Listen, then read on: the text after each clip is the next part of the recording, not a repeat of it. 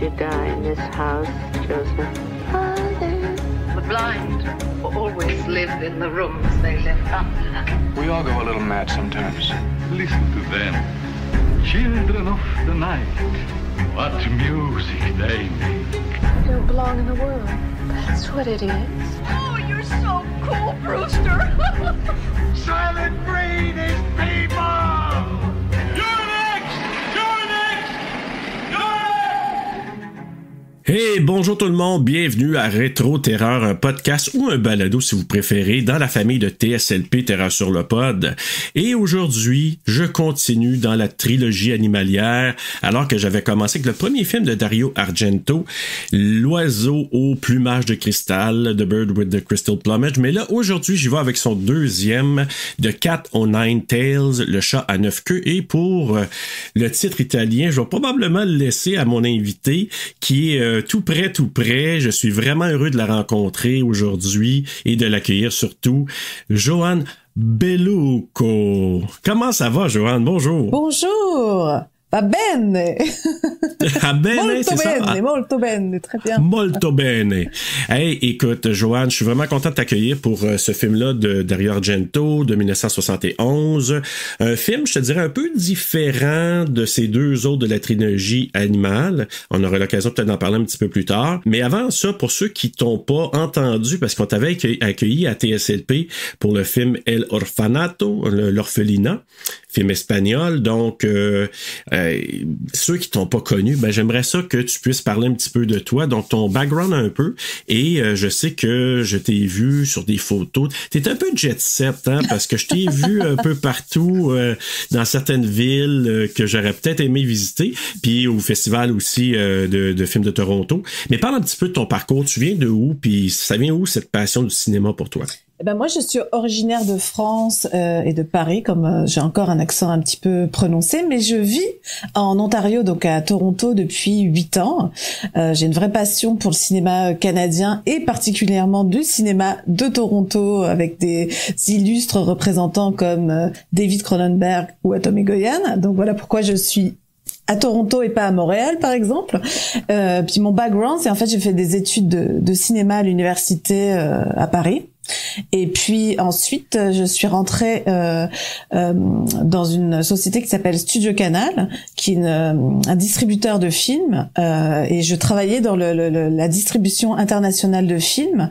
Donc, ce qui était vraiment passionnant, puisque j'ai travaillé sur des films assez prestigieux comme Le pianiste de Roman Polanski ou Mulholland Drive de David Lynch, sur des films vraiment internationaux. J'étais au marketing, ce qui fait que je m'occupais de tous les éléments marketing, les bandes annonces, voilà, les affiches pour la vente des films internationaux, ce qui fait que j'ai pas mal voyagé dans les marchés du film, que ce soit Berlin, Venise, Toronto ou Cannes, voilà. Donc ça, c'est une partie de ma carrière, mais j'ai toujours voulu faire des films puisque j'ai fait des études en cinéma et j'ai fait des études dès le lycée, en fait, des études de cinéma. Donc je souhaitais vraiment faire des films, et puis à l'âge de 30 ans, je me suis dit bon ben maintenant on arrête les bêtises et puis on lâche le milieu un peu strass et paillettes pour devenir struggling artist, comme on dit. Donc j'ai quitté Studio Canal.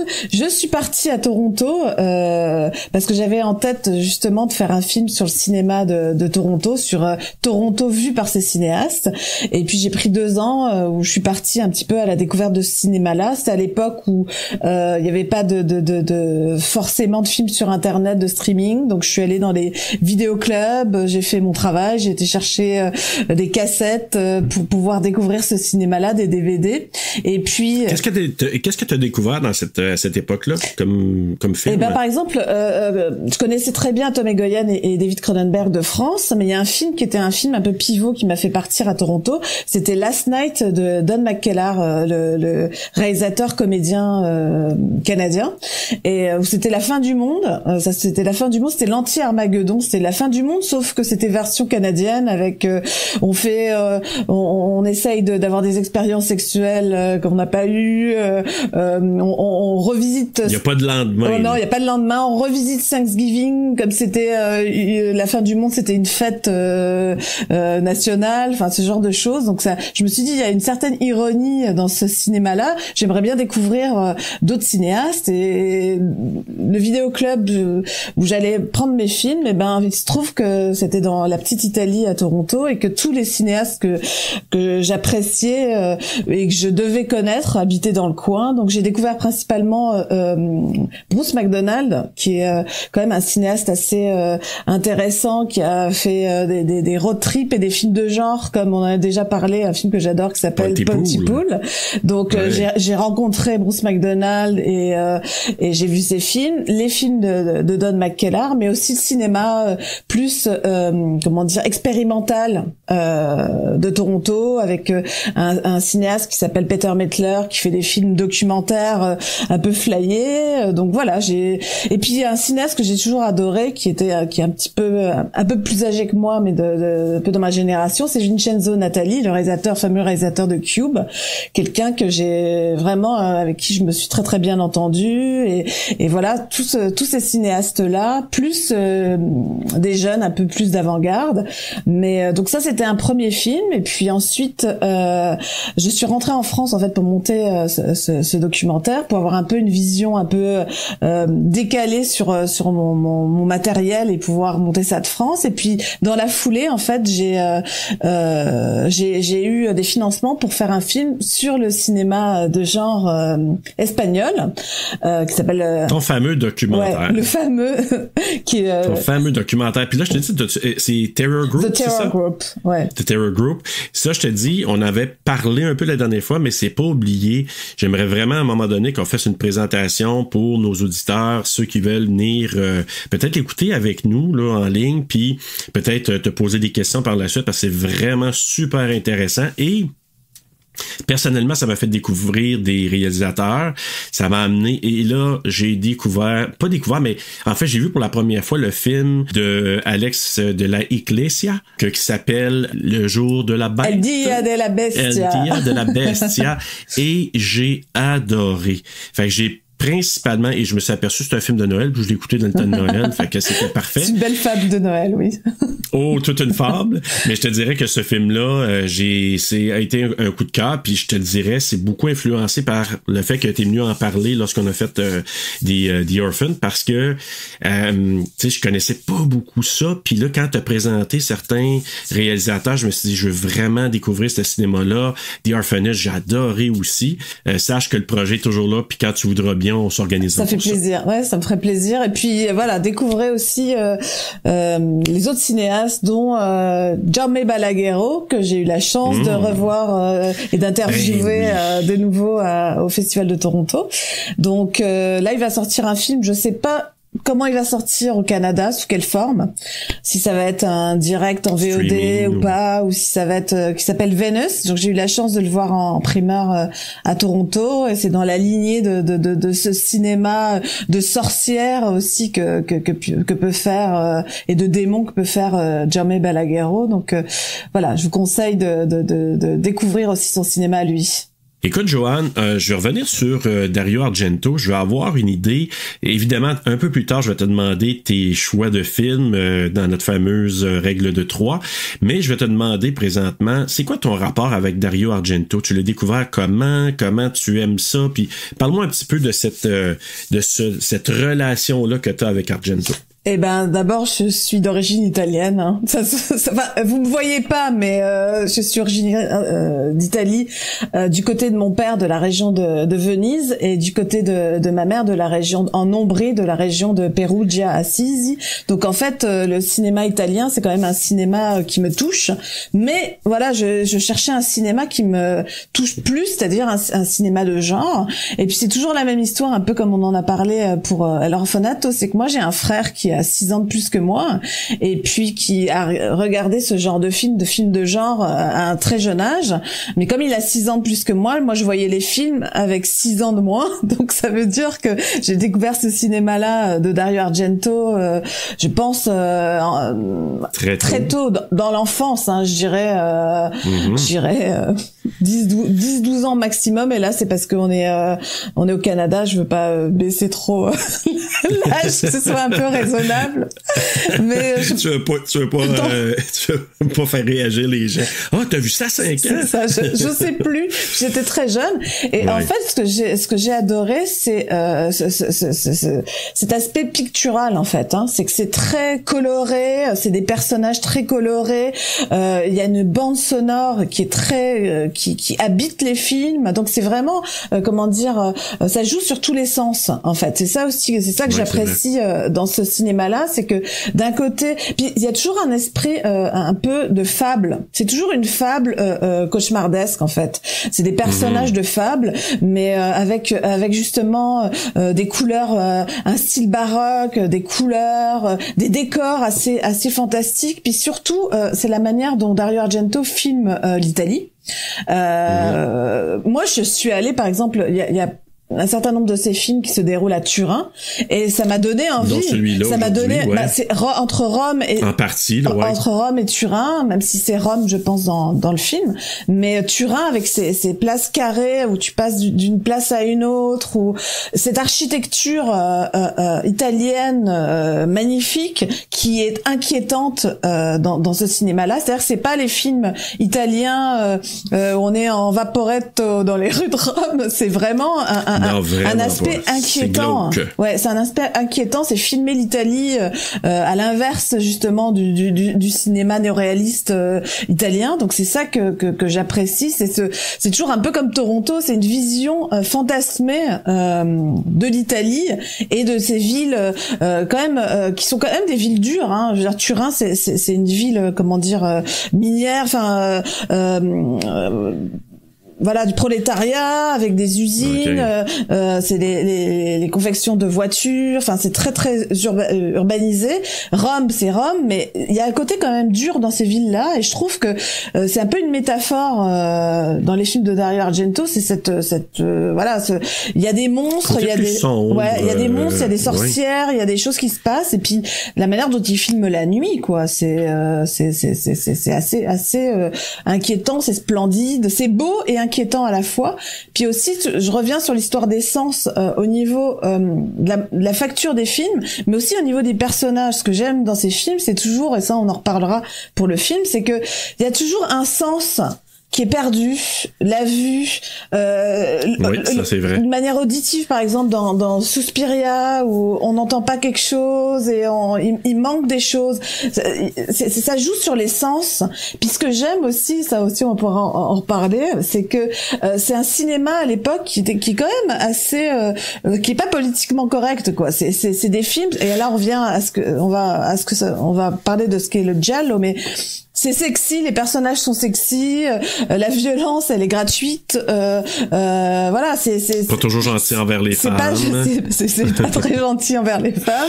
Puis il y a toujours une histoire de aussi, ce que j'aime, et c'est lié aussi à Dario Argento, on pourra en reparler, c'est le côté famille, traumatisme, la filiation. Il y a toujours quelque chose qui déconne, en fait, au niveau familial, au niveau génétique, de la science. Ouais. Et puis après on rentrera dans les détails, mais c'est la facture visuelle, quoi. C'est comment c'est très gros plans, cette caméra subjective, la bifocale, enfin voilà, c'est toutes ces expérimentations visuelles qui moi m'ont touchée, me plaisent, parce que en tant que réalisatrice, c'est quelqu'un qui a expérimenté des choses, ça me parle. C'est pas du tout réaliste, quoi. Et ça apporte c'est très, comment dire, ça se colle sur la rétine de l'œil, et puis on met du temps un peu à s'en débarrasser, parce que il y a quelque chose d'expérimental dans ce cinéma-là qui me plaît et qui me touche. Ben, je te dirais, puis c'est drôle parce que là, je vais faire tout de suite une petite liaison. Tu parlais collé à la rétine de l'œil. Ben, mon futur épisode, ça va être le 3e et dernier film de la trilogie animalière ou animale, Four Flies on Grey Velvet. Puis, justement, il y a un petit lien avec ce que tu viens de dire, donc j'en dirai pas plus, on va le couvrir davantage lors de l'épisode. Mais je te dirais aussi, Argento, ce que je trouve, c'est que, tu sais, Suspiria, il y avait, tu parlais des couleurs, ça c'est un des films je trouve les plus pétés, là, je trouve, d'Argento par rapport à ce concept-là.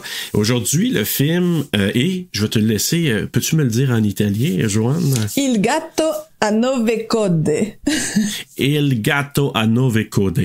Donc, le film d'aujourd'hui, on peut parler que c'est un film visuel, c'est un film dont la vue a une grande importance parce que il y a plusieurs éléments là, saupoudrés dans le film qui fait que on parle de cet élément-là. Donc, et je vais, si tu me permets, je vais faire un petit synopsis du film rapidement. On va parler un petit peu de la réalisation autour de ça, donc la fiche technique, puis ensuite on va parler des séquences importantes du film et on ira un peu plus en détail sur tes choix dans la règle de 3. Donc, le gardien d'un institut spécialisé dans la recherche génétique est agressé. Le journaliste Carlo Giordani, aidé d'un aveugle, et si on veut être politically correct, on va dire non-voyant, mène l'enquête et découvre que des chercheurs de l'Institut travaillaient sur le chromosome XYY qui, selon eux, se retrouverait chez les personnes enclines à la violence et à la criminalité. Une série de meurtres débute alors et vise à empêcher la progression de l'enquête. Tu vois, ça somme pas mal tout ça. Puis oui, moi, c'est des années 70, hein. Puis à un moment donné, dans les années 70, on disait certaines choses qui maintenant, ou on voyait certaines choses que peut-être maintenant, ça passerait un peu moins bien en 2023. Et on en parlera aussi tantôt, mais entre autres, tu sais, tout le traitement, le regard un peu sur l'homosexualité, le regard aussi par rapport, on en a parlé tantôt, mais envers les femmes aussi. Puis les rapports mon oncle-nièce, oncle et nièce, ouais, là. C'est très très particulier dans ce film. On va en reparler, mais tu vois, ça, c'est des affaires, je le voyais, puis avec mes yeux 2023, je me suis dit, qu'il y en a qui écouteraient ce film-là, puis c'est mal à l'aise. Moi aussi, quand j'ai revu le film, effectivement. Donc, c'est ça. Dans la réalisation, ben c'est ça. Donc, c'est... en fait, puis probablement que tu le sais, parce que je sais que tu as lu beaucoup sur le film et sur Argento, mais bon, on le dit, c'est son deuxième film de la trilogie animale. C'est un film qui a énormément, comme diraient les Français, cartonné en Italie, parce que du côté américain un peu moins. Que le film, son premier film, The Bird with the Crystal Plumage, avait fait aux États-Unis, que ça avait été hyper populaire, ça a fait en sorte qu'il a pu faire ce film-là, qui a été moins populaire aux États, mais qui a été son plus grand succès. En tout cas, moi, peut-être qu'il y a eu d'autres films après, là, dans les années plus récentes, et ce qui m'étonnerait, mais plus populaire, mais je pense que c'est son plus populaire, hein, c'est ça? Ouais. Donc, c'est vraiment son plus populaire, là, en Italie. Donc, c'est la compagnie... j'essaie de voir, je pense que c'est National General qui a commandé le film à Argento. Et lui, il a une compagnie, tu connais-tu Titanus? J'ai pas fait de recherche là-dessus. Je sais que c'est une compagnie de production italienne. Moi, ce que je sais, c'est que à l'époque, c'était son père qui produisait, qui devait être coproducteur. Oui. Il était encore Salvatore Argento. Et son frère, d'ailleurs, Claudio Argento, que moi j'ai rencontré à Rome il y a quelques années. Pour vrai? Ouais. Ah, wow. Je connais bien la famille. Et Asia Argento aussi. Et donc, c'est quand même coproduit sous la mainmise, en fait, de la famille avec le père qui a produit un certain nombre de ses films. Et qui a produit celui-là avec la compagnie qu'ils ont fondé là, justement pour le premier film, là, The Bird, qui s'appelle Seda Spettacoli. Donc, qui est l'acronyme, là, c'est là pour comment il s'appelle encore son père? C'est Salvatore. Donc, c'est ça. S pour Salvatore, I, D-A pour Dario Argento. Donc, Seda Spettacoli. Donc, et il est encore impliqué dans celui-là, mais probablement, vu que c'est un plus gros film, il y a des acteurs américains, une coproduction, je pense que c'est-tu France, Italie, Allemagne? Ouais, c'est ça. C'est ça, il y a 3 pays qui sont impliqués là-dedans. Donc, en tout cas, il y a quelques producteurs qui se sont mêlés là-dedans, qui ont financé. Et justement, ils ont exigé, je pourrais dire, d'avoir des acteurs américains. Tout à fait. Donc, c'est pour ça qu'on voit James Franciscus, qui avait joué dans Le secret de la planète des singes, qui, je pense, est le deuxième, je pense, de vraiment, la série. quand on voit son visage, on pense à la planète des singes. Ben, écoute, quand je l'ai vu, puis moi, ce qui me surprend avec ce gars-là, c'est qu'il n'a pas eu une plus grosse carrière, dans le sens qu'il n'a pas été super, parce qu'il a une gueule. Quand on regarde sa filmographie, on se dit finalement, ce qui reste, c'est la planète des singes, hein, on est d'accord? Ben, exactement. Puis, tu sais, je me dis, il y a la gueule tu sais, il y a la gueule d'un Steve McQueen. Tu sais, il aurait pu faire beaucoup plus, mais c'était le gros nom de l'époque. Puis oui, tu sais, on le voit, c'est l'acteur principal avec Karl Malden. Puis tantôt, je vais avoir une petite séquence, une petite portion où je vais te faire des fun facts, là. Puis j'ai appris des choses intéressantes sur certains acteurs, puis je vais t'en parler tantôt. Et peut-être qu'il y en a que tu connaîtras déjà. Donc, c'est ça. Donc, et tu connais sûrement Dardano Sacchetti? Ouais, bah oui, plus ou moins. Un petit peu, là, qui sont co-réalisateurs, co-scénaristes plutôt. La mère d'Aponie, comme on dit en bon québécois, entre les deux.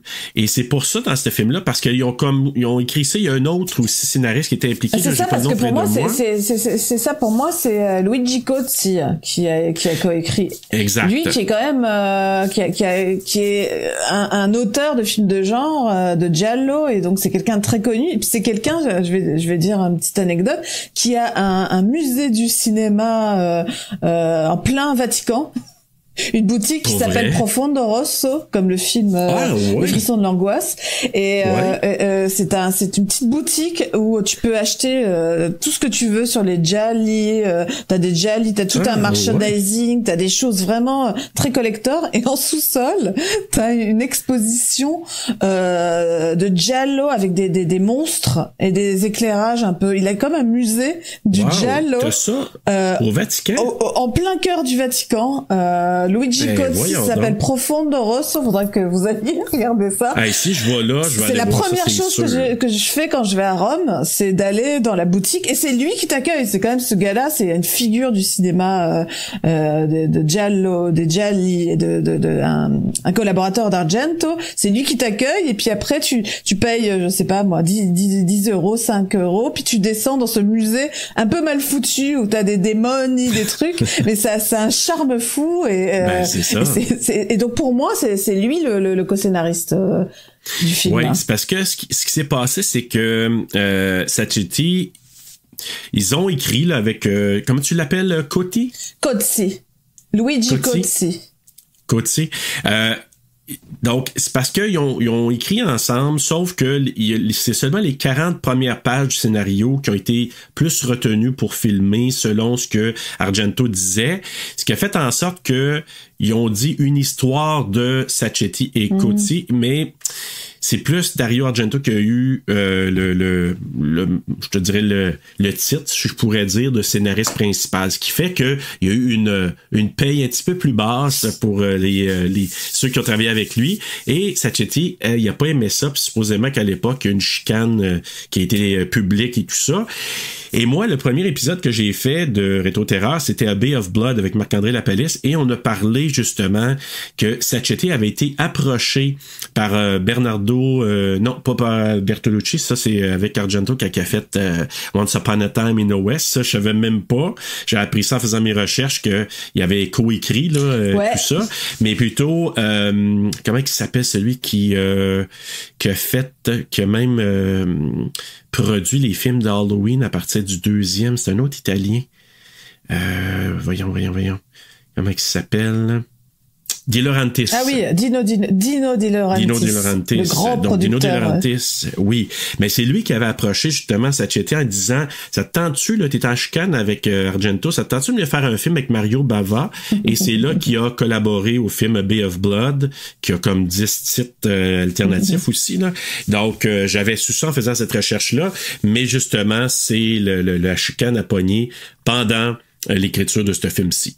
Je pourrais dire aussi, bon, il y a des influences, là. Le premier d'Argento, moi, j'avais présenté aussi, d'ailleurs, quand tu auras l'occasion de l'écouter, tu iras l'écouter, je te l'ai envoyé, mais il y avait une inspiration d'un roman qui s'appelle The Screaming Mimi et qui avait permis, justement, il était censé de faire un film, mais il l'a adapté librement.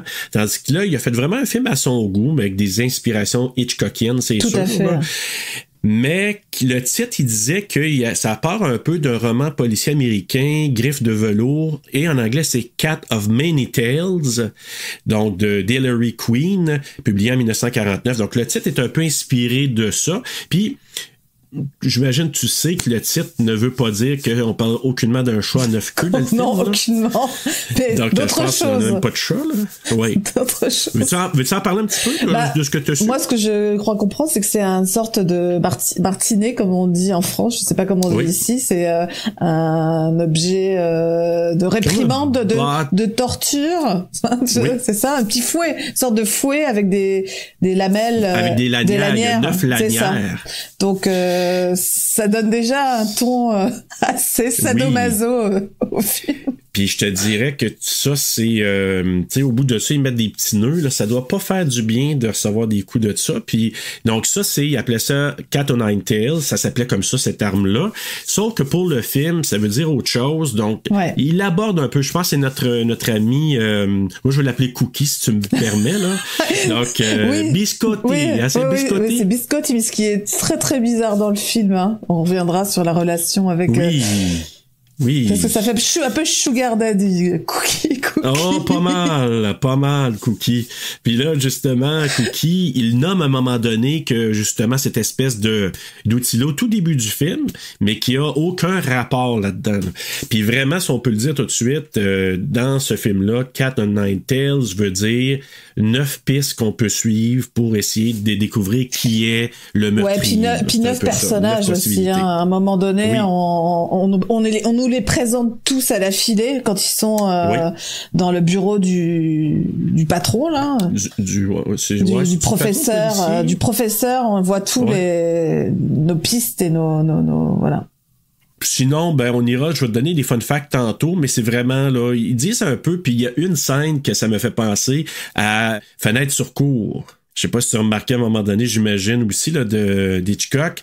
Puis c'est vraiment un peu plus... Puis là, si on compare, en tout cas, avec les deux... Tu m'as dit que tu les écoutais, les deux autres aussi, tu les as regardés? Oui, mais alors le dernier, ça fait vraiment longtemps, mais ouais. Je te dirais qu'il se rapproche vraiment plus de quelque chose de policier avec quelques éléments d'horreur, mais différent du premier puis du troisième, là, de Crystal Plumage et de Four Flies, je te dis. Et ça doit être aussi parce que c'est cette distribution américaine et le fait que ça devrait être plus, à mon avis, ça a dû être vendu dans cet esprit de genre policier plus que sur le côté tueur, gore et horreur. Giallo, Je pense que c'était aussi le marketing de cette coproduction qui faisait que... d'ailleurs, pour le choix, moi je peux dire, pour le choix aussi du chef opérateur, directeur de la photo, on sent que les directions de la photo sont un peu flottants, disons. C'est quand même comment dire, le chef opérateur de Bertolucci. On sent qu'il sait pas trop où il va. Donc c'est encore un film un peu qui se cherche, un peu hybride par rapport à l'oiseau plumage de cristal. C'est l'impression que j'ai. Oui. Mais en fait, tu vois, il disait que son DP, là, c'était un gars, il disait qu'il a fait un travail correct, un travail honnête, mais il disait que c'était pas le même directeur photo que, parce que celui-là, présentement, son nom de famille, c'est Menzer, ou Menkzer, là, mais il parlait que c'est pas Vittorio Storaro. Ouais, c'est ça. Qui habituellement est le DP qui a travaillé avec Bertolucci, puis même c'est lui qui était le DP sur Apocalypse. Ouais, c'est ça. Donc c'est pas du tout son univers. Mais il nommait ça, il dit Menkzer était correct, il a fait une job honnête, mais il dit c'est pas Storaro. Il dit c'est pas ça du tout. Mais justement, ça a fait en sorte qu'il y a certaines scènes, j'étais d'accord, je me dis ouais, c'était bien, mais ça n'a pas le même impact que ces autres films. Non, ça se cherche un peu. Oui, un petit peu, je te dirais, je suis d'accord. Fiche technique, ben c'est ça, le chat à 9 queues, on en a parlé tantôt, donc réalisé par Dario Argento, scénario aussi d'Argento qui est scénariste principal à cause de ce qu'on a parlé tantôt, photographie Enrico Menzer, montage de Franco Fraticelli, la musique, et là, Ennio Morricone, et là je te dis tout de suite, je vais peut-être nommer un élément que je pourrais nommer peut-être dans la règle de 3, mais je te dis tout de suite, moi, c'est ma musique préférée entre les 3 probablement, dans ces 3 films-là. C'est très joli. Ouais. Puis les scènes justement plus les musiques plus mélodieuses quand on voit l'oncle avec la petite fille. Oui. Puis bon, toute la musique dissonante. Enfin, ce qui se fait dans les séquences un peu de crime et les séquences un peu plus gore. Mais c'est sûr que mais juste dès le premier plan du film, on entend Ennio Morricone. Et là, voilà quoi. C'est sûr que c'est majeur, disons. Oui, puis en même temps, ce que j'aurais aimé, tu sais, des fois dans l'utilisation de la musique, il y a eu un moment donné dans le cinéma, en tout cas probablement européen, mais américain, l'utilisation de musique pour qu'on appelle la musique thème de telle personne. Tu comprends? Puis moi, j'avais l'impression que c'était la musique thème de, c'est-tu Laurie, la petite fille? Oui, Laurie, ouais. Laurie. Donc, moi, j'aurais comme presque dit que c'était la musique thème de Laurie. Puis il y en a une séquence quand il part la musique, quand elle, vers la fin justement, quand elle est avec le tueur, elle se fait kidnapper, puis elle se fait gifler aussi, là. Grave. Puis, mais la musique part. Fait que là, j'ai l'impression que quand on la voit, elle, la musique thème à part, puis je trouve que ça colle, on dirait, à la petite fille. Bah, c'est le seul personnage qui est vraiment pur, disons, dans ce film-là, parce qu'ils sont tous tordus, ils ont tous leur fêlure, mais c'est le seul personnage qui finalement, faut qu'il soit très jeune pour que dans les films d'Argento, pour qu'il soit pur et pas fracassé par la famille ou par l'hérédité. Disons qu'à partir de l'adolescence, là, c'est un peu plus faible. Voilà, ça part mal ensuite. Ça part très mal. Ça part mal. Puis on dirait que ça l'amène un cachet au film. Puis je trouvais, moi, une des critiques de Crystal Plumage, qui était aussi la musique de Morricone, mais j'ai moins aimé vraiment cette bande sonore-là. Tandis que celle-là, c'était peut-être un petit peu mieux fait. Ben, ça fait penser aussi à Sergio Leone, hein? Ben, c'est ça que je m'en allais dire exactement. C'est très Sergio Leone. Ouais, je trouve que c'est comme si, tu sais, qu'on n'aurait pas à entendre dans presque un western spaghetti. Je te dis, ouais. Non, c'est vraiment, je pense que si on réécoute Il était une fois dans l'Ouest, je pense qu'on sera assez proche. Ouais, exact. Puis, tu sais, mais en même temps, je trouvais que ça détonnait pas tant que ça avec le film en raison de la petite fille. Oui. Tu comprends? Je trouve que ça allait bien avec elle dans le côté plus... je sais pas, il y a quelque chose de beau. Bah, ça nous fait faire des breaks émotionnels aussi. Oui, t'as raison. Dans le film. Je pense que c'est ça aussi, l'usage de cette musique un peu plus très mélodieuse, sensible, touchante. Je pense que ça permet de faire des breaks dans la construction un peu narrative de l'histoire. Tu sais, dans les films, quand on dit il y a un comic relief, là, tu sais, quand il y a un humour qui coupe un peu tout ça, là, on pourrait dire que c'est un tender relief. Ouais, c'est joli, c'est joliment dit. C'est joli, hein? On pourrait dire ça, tender relief. C'est ça. Juste mentionner que, on l'a dit tantôt, là, la société de production, c'est ce que je te disais, Seda Spectacoli. Du côté de Munich, c'est Terra, puis là, je vais le massacrer, mes films Kunz et Labrador Film pour Paris. Alors voilà, langue originale italien, évidemment, donc sorti le 11 février 71 en Italie, en Allemagne de l'Ouest le 15 juillet 71 et en France le 4 août 71, et en France, c'est interdit au moins de 12 ans. Fait que si tu avais vu ça en salle, tu serais allé illégalement, Joanne, à ce moment-là. Je suis pas née, j'étais pas née à ce moment-là. Mais toi, t'étais pas, heureusement. Ben non, t'étais pas vivante à ce moment-là, là. Moi, j'avais à peine un an, donc j'aurais pas pu le voir moi non plus. Donc, la distribution, on en a parlé. Karl Malden qui joue Franco Arno, mais que je vais appeler joliment Cookie aujourd'hui. C'est vraiment pareil. Cookie. C'est quand même le gars qui a tourné sur les quais. Il a quand même une filmographie où il pourrait mériter de se faire appeler par le personnage de son film, ou même Karl Malden aussi. Oui, ben si tu préfères, je pourrais dire ça. Sinon, je l'appellerai Franco. Mais tu me diras du coup qui tu pourras placer quelques cookies par-ci par-là. Ah, t'es gentil. Merci de me le permettre. Donc, James Franciscus, qu'on a dit qu'il jouait le rôle de Carlo Giordani. Catherine Spack, qui joue le rôle de Anna Terzi, la chauda Anna Terzi, et qui n'était pas censée jouer, parce qu'Argento voulait une autre actrice, dont le nom m'échappe présentement. Finalement, son manager de production, production manager, et il a insisté parce qu'il avait déjà travaillé avec elle, avec Catherine Spack, il a dit, non, tu vas prendre elle. Puis il a dit que c'était correct. Il aurait préféré l'autre, mais finalement, il a dit que ça a bien été quand même avec elle. Oh, je pense que ça bien allait. Je pense que oui, d'après ce qu'on a vu. Notre fameux inspecteur de police, qui est le chef de police, c'est Spimi, donc Pierre Paolo Caponi, Dr. Brown, notre flamboyant Dr. Brown, qui est joué par Horst Frank, Tino Carraro, qui joue le Fulvio Terzi, le papa d'Anna. On va faire quote on quote, là. Donc, Aldo Reggiani, qui joue notre fameux docteur Cassoni. Puis là, je vous dis tout de suite, là, moi, je spoil tout le temps les affaires. Fait que c'est notre fameux tueur. Et Cynthia De Carolis, notre fameuse petite Laurie que j'ai trouvée vraiment mignonne.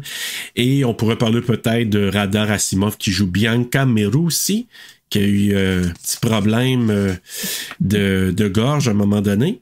Puis Carlo Alighiero pour le docteur Calabresi, qui est quand même important parce qu'il nous parle le film assez raide, je vous dirais.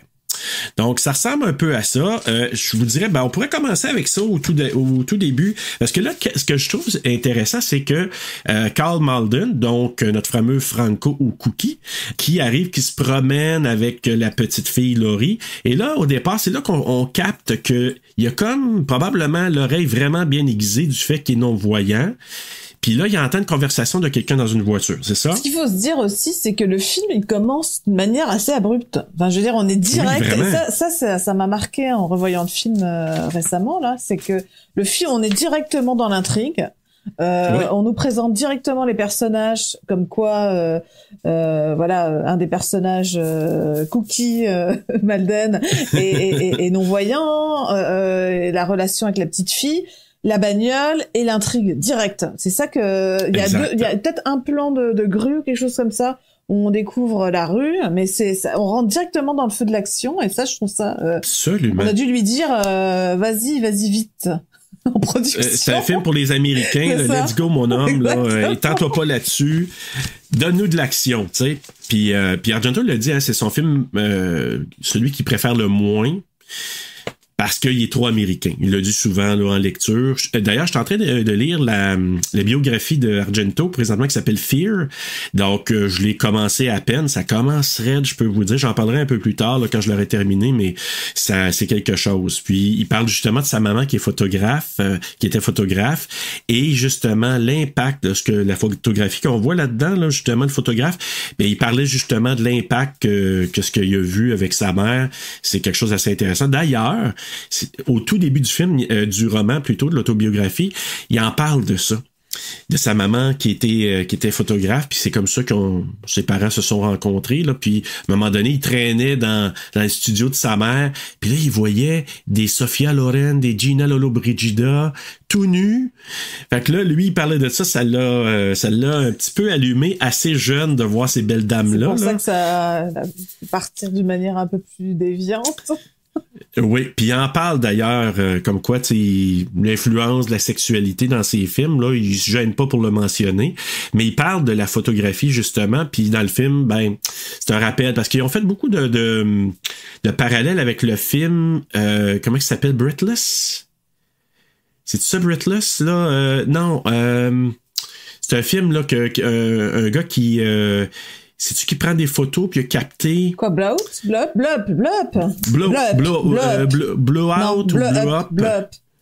c'est ça, exactement. T'as blow up, exact, c'est le photographe, et blow out de Brian De Palma qui est comme une sorte de remake avec Travolta. Et ça, c'est le son. C'est pour ça que je me mélange entre les deux, t'as raison. C'est un film d'auteur, hein. C'est vraiment un film d'auteur. Ouais, mais supposément que, tu sais, parce que beaucoup disaient, ça a été inspiré de ça, puis lui, il dit non, il dit, moi, je suis inspiré beaucoup plus de ce que j'ai vécu avec ma maman quand j'étais plus jeune, dans le studio de photographie, donc c'est pour ça qu'il trouvait le parallèle là, quand même intéressant là-dedans.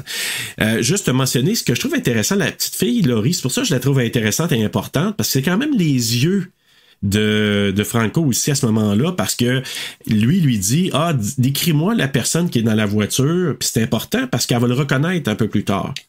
Fait que là, elle le décrit, puis elle dit, il y a de l'air de ça, parfait. C'est comme ça, tu sais, c'est comme un premier contact, puis l'autre, on sent qu'il est en train de, j'ai le terme en anglais, c'est blackmail, là, donc faire du chantage, on pourrait dire. Et ce qui est fou, c'est que c'est pas du tout réaliste au niveau visuel, c'est que, et là, on nous présente déjà, ça va être le tueur, entre guillemets, c'est que l'autre personne, alors que l'éclairage est le même, étrangement, on ne voit pas du tout la personne à qui s'adresse le personnage qu'on entend.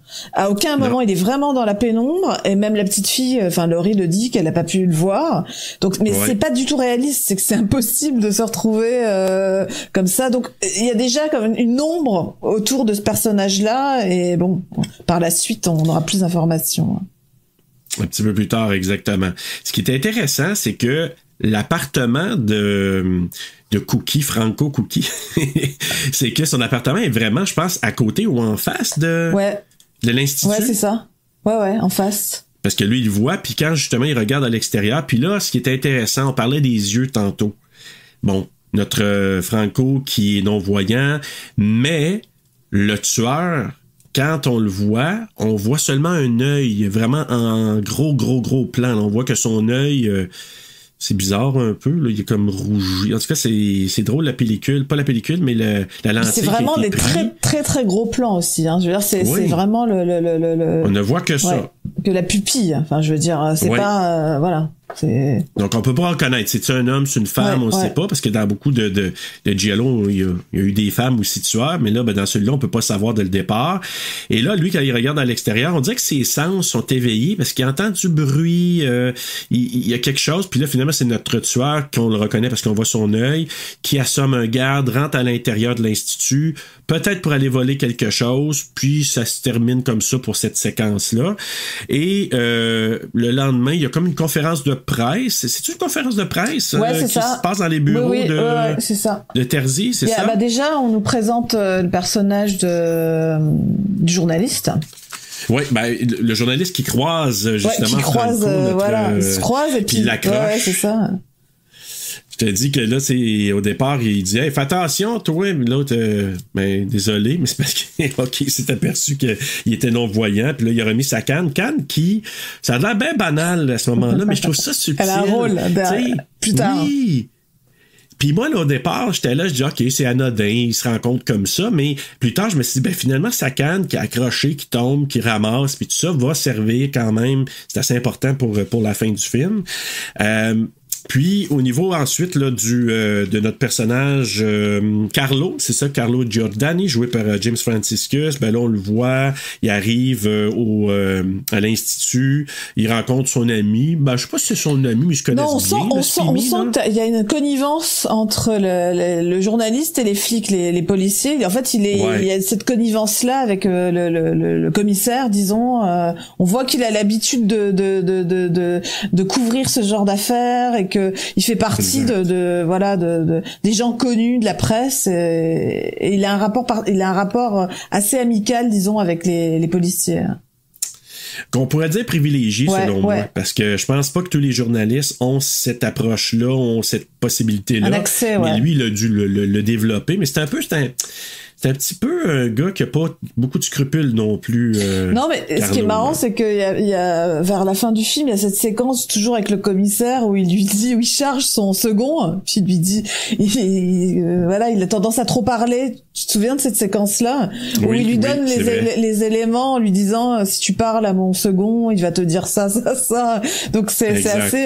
Il y a beaucoup d'humour aussi dans la manière dont il présente les personnages, dont l'adjoint au commissaire qui parle tout le temps des recettes de sa femme. Et ça, c'est très italien aussi.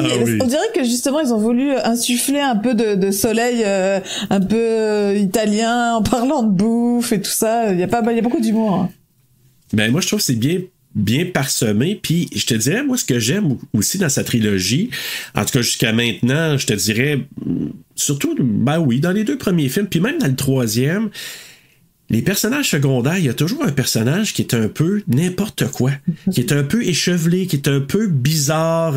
Tu te dis que c'est quoi ça? Dans le premier, il l'appelait là So Long. Donc c'était le gars qui est bègue puis qui donne des indices sur qui aurait pu suivre, mettons, le journaliste. Puis dans celui-là, c'est un autre, c'est-tu Gigi le loser, là? Ah oui, c'est vrai, c'est cette scène complètement délirante. Avec ce physique hors du commun, cette séquence, oui, c'est complètement de la comédie, c'est de la grosse comédie même. Ouais. Ces personnages-là secondaires amènent de la légèreté, et moi, je les adore, ces personnages-là. Puis je l'avais dit justement dans Crystal Plumage, moi, un de mes personnages qui m'avait vraiment amusé, c'est So Long. Puis dans celui-là, j'ai quand même apprécié Gigi le loser, mais j'ai trouvé vraiment intéressant. Donc c'est ça, il arrive là-bas. Il remarque aussi la fille du quote on quote, la fille du propriétaire ou du directeur de l'Institut Terzi. Ouais. Donc Anna. Mais faut dire qu'il y a eu, alors je sais pas, non, je te laisse, c'est après qu'il y a la présentation des 9 autres personnages. Oui, donc l'Institut aussi, ce qu'on apprend, c'est que l'Institut travaille sur des recherches en biochimie, biologie et en génétique. Et il parle éventuellement un petit peu plus tard là, du fameux chromosome. Ce qu'on sait aussi, c'est que Calabresi veut faire chanter on l'apprend assez rapidement, là, donc le docteur Calabresi, il veut faire chanter le voleur, parce qu'au départ, il n'est pas nécessairement meurtrier, on ne sait pas trop, c'est quelqu'un qui s'est introduit dans l'Institut pour faire... mais là, c'est parce qu'il nous parle de espionnage industriel. Tu sais, c'est ça la piste initiale. On parle d'espionnage industriel. Donc, on pense que quelqu'un est allé espionner, voler des données, des choses comme ça. Mais on sent que Calabresi, il en parle à sa copine aussi. Mais ça a l'air vraiment anodin au début, mais après ça, c'est assez important. Ceci dit, il lui dit à elle que ça pourrait être... Il lui dit à la fin de la séquence, ça risque de nous apporter quelque chose, de m'apporter quelque chose. Donc on sent que il mise pas mal sur... là-dessus, quoi. Promotion? Comme tu dis, il y a du chantage, de l'argent, je sais pas. Ou de promotion, ou... Ouais. Ils misent pas mal là-dessus, en tout cas.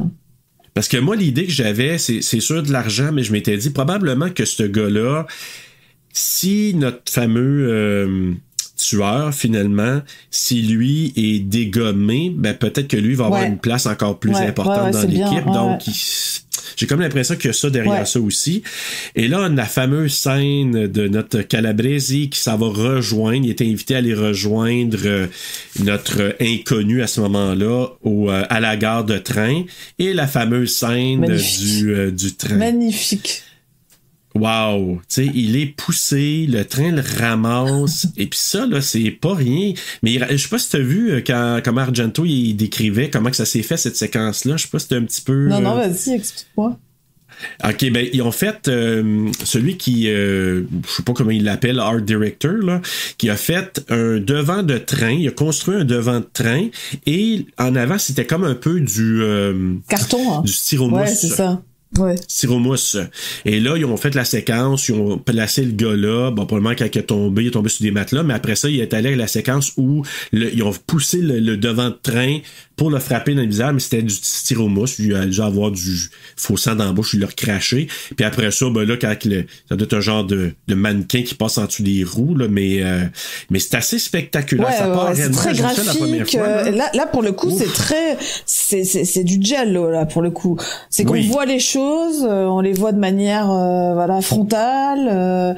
Il y a toute la mise en scène autour, la caméra subjective du tueur. Oui. Ce qui est assez marrant, c'est que personne ne voit le gars, quoi. C'est ça, c'est que tellement c'est malaisant pour nous, on se dit c'est pas possible, on a l'impression que c'est quelqu'un qui a l'air déjà assez fébrile du fait de la caméra subjective.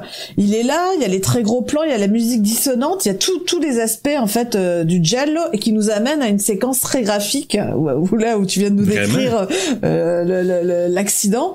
Et puis moi, ce que j'aime dans cette séquence-là, c'est qu'il y a beaucoup d'humour aussi, c'est que les journalistes sont là pour l'arrivée d'une starlet. Et c'est drôle parce qu'il y a le photographe qui arrive à capter, enfin, en tout cas à saisir ce moment-là qui sera important par la suite dans le film. Et puis après il dit we forgot about the starlet. On a oublié la starlet. Allons-y. Puis ils vont tranquillement faire des photos de la starlet qui descend du train comme si rien n'était. Ils reprennent un peu le cours de leur vie.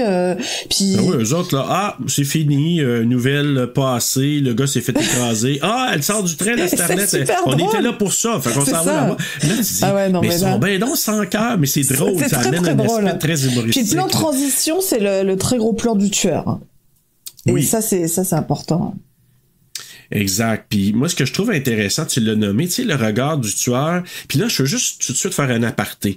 La caméra subjective que tu nommes, le POV, le point de vue du tueur. C'est le point de vue. Tu sais, on parlait beaucoup de l'influence de Black Christmas, Halloween pour ces films, justement, où on voit la vision du tueur. Mais on pourrait-tu dire aux Italiens bravo, parce que ça vient beaucoup de ce... Puis c'est pas juste les Italiens, là. Il y a eu d'autres avant qui l'ont fait, là.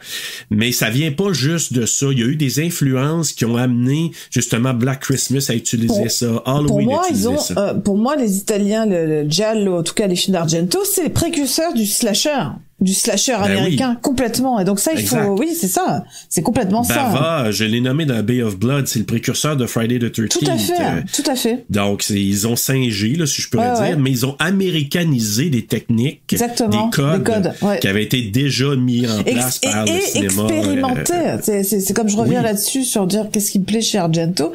C'est justement cette expérimentation et, comme tu dis, la séquence, technique, les effets spéciaux, et la mise en scène frontale, et aussi d'un côté le tournage avec la focale, les choix de focale, le découpage, la musique et le montage. On reviendra là-dessus parce que moi il y a des choses que je trouve très intéressantes au niveau de la structure et au niveau du montage dans ce film. Mais dans ce film-là. Parce que tu as sûrement remarqué des choses qui sont peut-être des flash forward, des choses comme ça qui sont vraiment très intéressantes, et comme je dis, c'est de l'expérimentation et ça a été pas mal récupéré ensuite dans le cinéma nord-américain et anglo-saxon.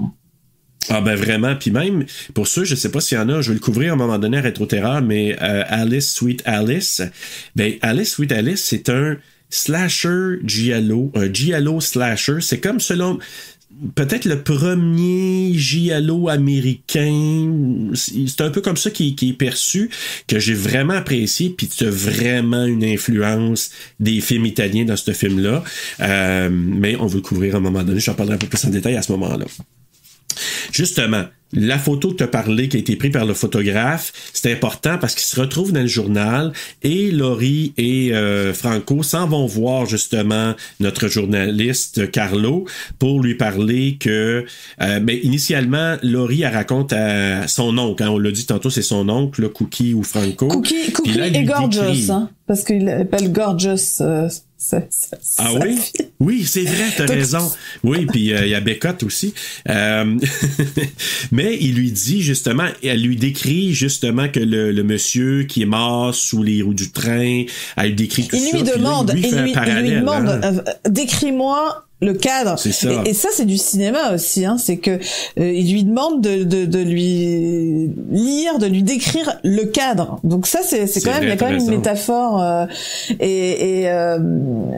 Enfin, après, il y a quelque chose qui est dit et qui est intéressant ensuite quand tu vas voir le journaliste, mais ça je te laisse. OK, tu m'en parleras, mais tu le diras parce que justement, ce qui les amène à aller voir Carlo, c'est parce que cet article-là est écrit par Carlo Giordani, donc ça l'amène à aller le visiter pour aller voir justement parce qu'il a besoin peut-être plus d'informations, puis là il parle justement, tu sais, dans la photo parce que lui, il met 1 + 1 fait 2. Il se dit, j'ai entendu la veille quelqu'un qui parlait de blackmail, tu me décris quelque chose, j'ai entendu des bruits bizarres.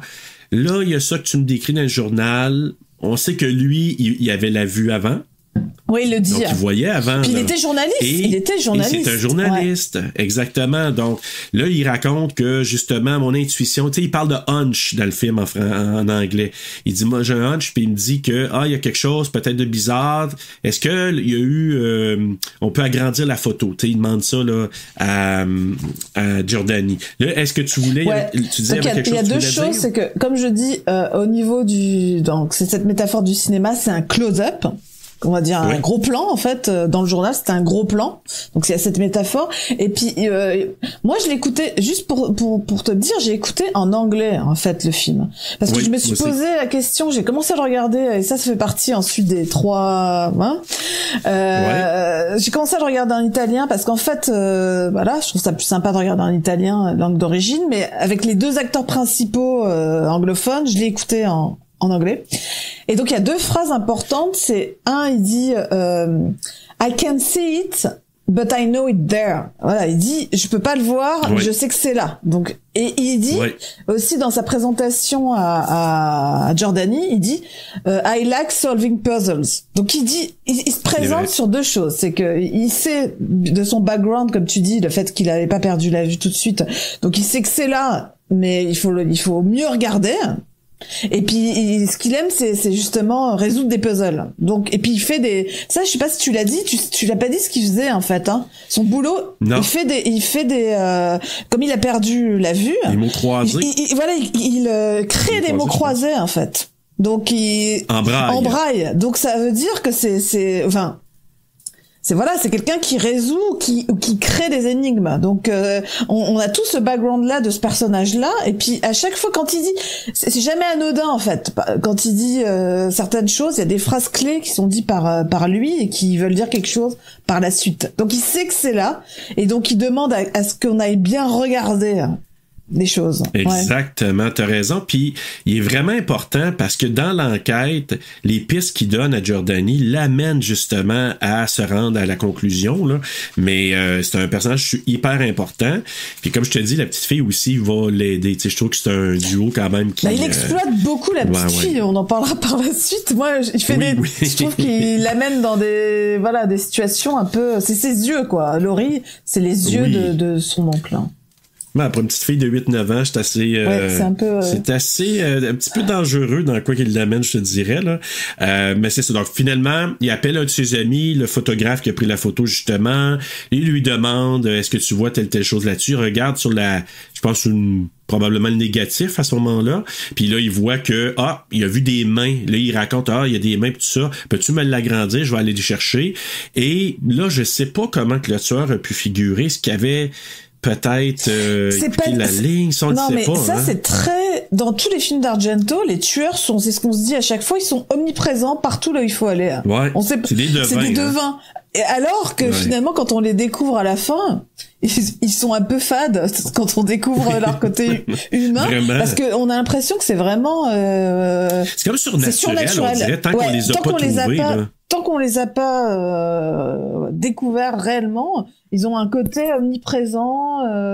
C'est assez... Parce que là, il sait, lui, qui a été appelé pour la photo. Fait qu'il peut-être qu'il était déjà un petit peu, je sais pas, espionné, mais finalement, il se rend là. Il a peut-être vu le photographe quand à la gare, ou je sais pas. Puis peut-être qu'il l'a suivi, qu'il a dit, je vais le guetter lui, parce qu'il a pris une photo, peut-être que, en tout cas, il a un bon soupçon, un bon hunch. Puis finalement, il le trouve, il se rend là et il passe la corde autour du cou, il va l'étrangler, il tue le photographe. Puis là, justement, Giordani, il arrive là le lendemain, j'imagine, ou plus tard, il trouve son ami mort, il dit à Cookie et surtout à Cookie à ce moment-là. Puis je pense que par la suite, il y a eu... faut le dire ça aussi, parce que tu parlais d'humour tantôt. Il y a eu quelque chose de vraiment drôle à faire du barbier, là. J'arrive, là. Parce que là, ce qui nous amène à dire ça, puis ça va faire les titres de journaux, c'est que non seulement il l'a étranglé, mais il a donné 2 coups de couteau, de scalpel presque dans le visage. Oui, quand on voit... Alors, moi, je veux quand même revenir sur cette scène, si tu me le permets. Oui. C'est que quand même... Vas-y. Dans cette scène-là, c'est le premier meurtre, disons, qui est très dans la lignée des gialli qui définit un petit peu comment vont être les scènes de meurtre dans les films d'Argento. Et le côté que c'est pas réaliste, et on joue beaucoup sur beaucoup sur le montage. Tu sais, je voulais vachement parler de montage. C'est des actions qui sont simultanées. C'est-à-dire que simultanément, on le voit sur le négatif, on le voit qui entend que quelqu'un s'est introduit ou pas dans son laboratoire. Voilà, il y a tous les éléments sont là, c'est-à-dire la musique dissonante, les très gros plans, la caméra subjective et la mort par strangulation, parce que c'est quand même pas très réaliste aussi la manière dont c'est très stylisé. Et puis surtout dans les films, dans les gialli, dans les films d'Argento, c'est les regards des victimes. Ah, toujours. Donc toujours ses yeux ouverts, c'est un plan close-up là sur la face, le visage du ouais, c'est ça, parce qu'on verra après le meurtre de la fiancée de celui-là est aussi assez amusant dans le genre. Oui, quand même. Mais c'est c'est une mort par strangulation, c'est les gros plans. Là pour le coup, c'est assez baroque au niveau visuel, au niveau des couleurs, ce qu'on n'a pas forcément dans le reste du film. Donc vraiment cette séquence-là pour moi elle est hyper importante, c'est le premier meurtre dans l'esprit giallo qui amène justement toute cette structure narrative de montage, le visuel, l'expérimentation, tout est là, même si c'est encore un peu bancal, je dirais les éléments sont là et pour moi cette scène elle est importante pour ça. Oui, tout à fait. Puis tu sais, c'est là qu'on voit que, OK, il y a eu quelqu'un qui l'a poussé, notre premier Calabresi. Oui, là, il y a une piste. Là, c'est sûr qu'il y a quelque chose qui cloche parce que là, justement, le photographe s'est fait tuer. Fait que là, il commence à avoir des soupçons. Là, OK, on est sur une piste, probablement parce que le fameux Calabresi... il s'est fait pousser, on le sait. Puis là, c'est le photographe. Là, le photographe se fait tuer. Fait que là, tu dis, OK, il y a quelque chose, on touche à quelque chose à ce moment-là. Et justement, Carlo, il arrive. Puis bon, je l'ai dit, il a trouvé son ami. Spimi lui parle aussi d'un potentiel tueur ou des tueurs. Fait que là, c'est une des pistes qui commence. Je pense une des premières pistes, il dit, d'après moi, là, il y a comme, ça se pourrait que ce soit un ou des tueurs. Fait que là, oui, t'as-tu quelque chose à me dire là-dessus? Pas tellement. Puis c'est là que je te dis que le lien avec Rear Window, quand Carlo, il regarde avec les jumelles, puis qu'il voit Anna puis son père sortir, puis là, il décrit justement... tous les personnages qui sortent au fur et à mesure de l'Institut.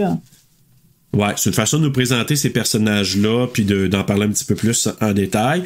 On n'a pas parlé nécessairement, tu sais, quand ils se rentrent dans le bureau du papa Terzi, là, j'ai oublié, mais c'est quand même assez important. On nous présente l'ensemble, tous les chercheurs, t'as le papa Terzi qui est là, qui est le directeur, t'as les autres chercheurs qui sont là, et notre tueur est là-dedans. Mais ce qui est intéressant, c'est quand Calabresi, il appelle, on sait qu'il appelle quelqu'un dans la pièce. Fait que c'est quelqu'un qui va au téléphone, mais on ne voit pas c'est qui, on voit juste ses mains, puis on sait pas trop c'est qui. Fait qu'on dit, OK, le tueur est là-dedans parce qu'il fait chanter. Puis c'est là qu'il dit, OK, puis on va se rencontrer à la gare.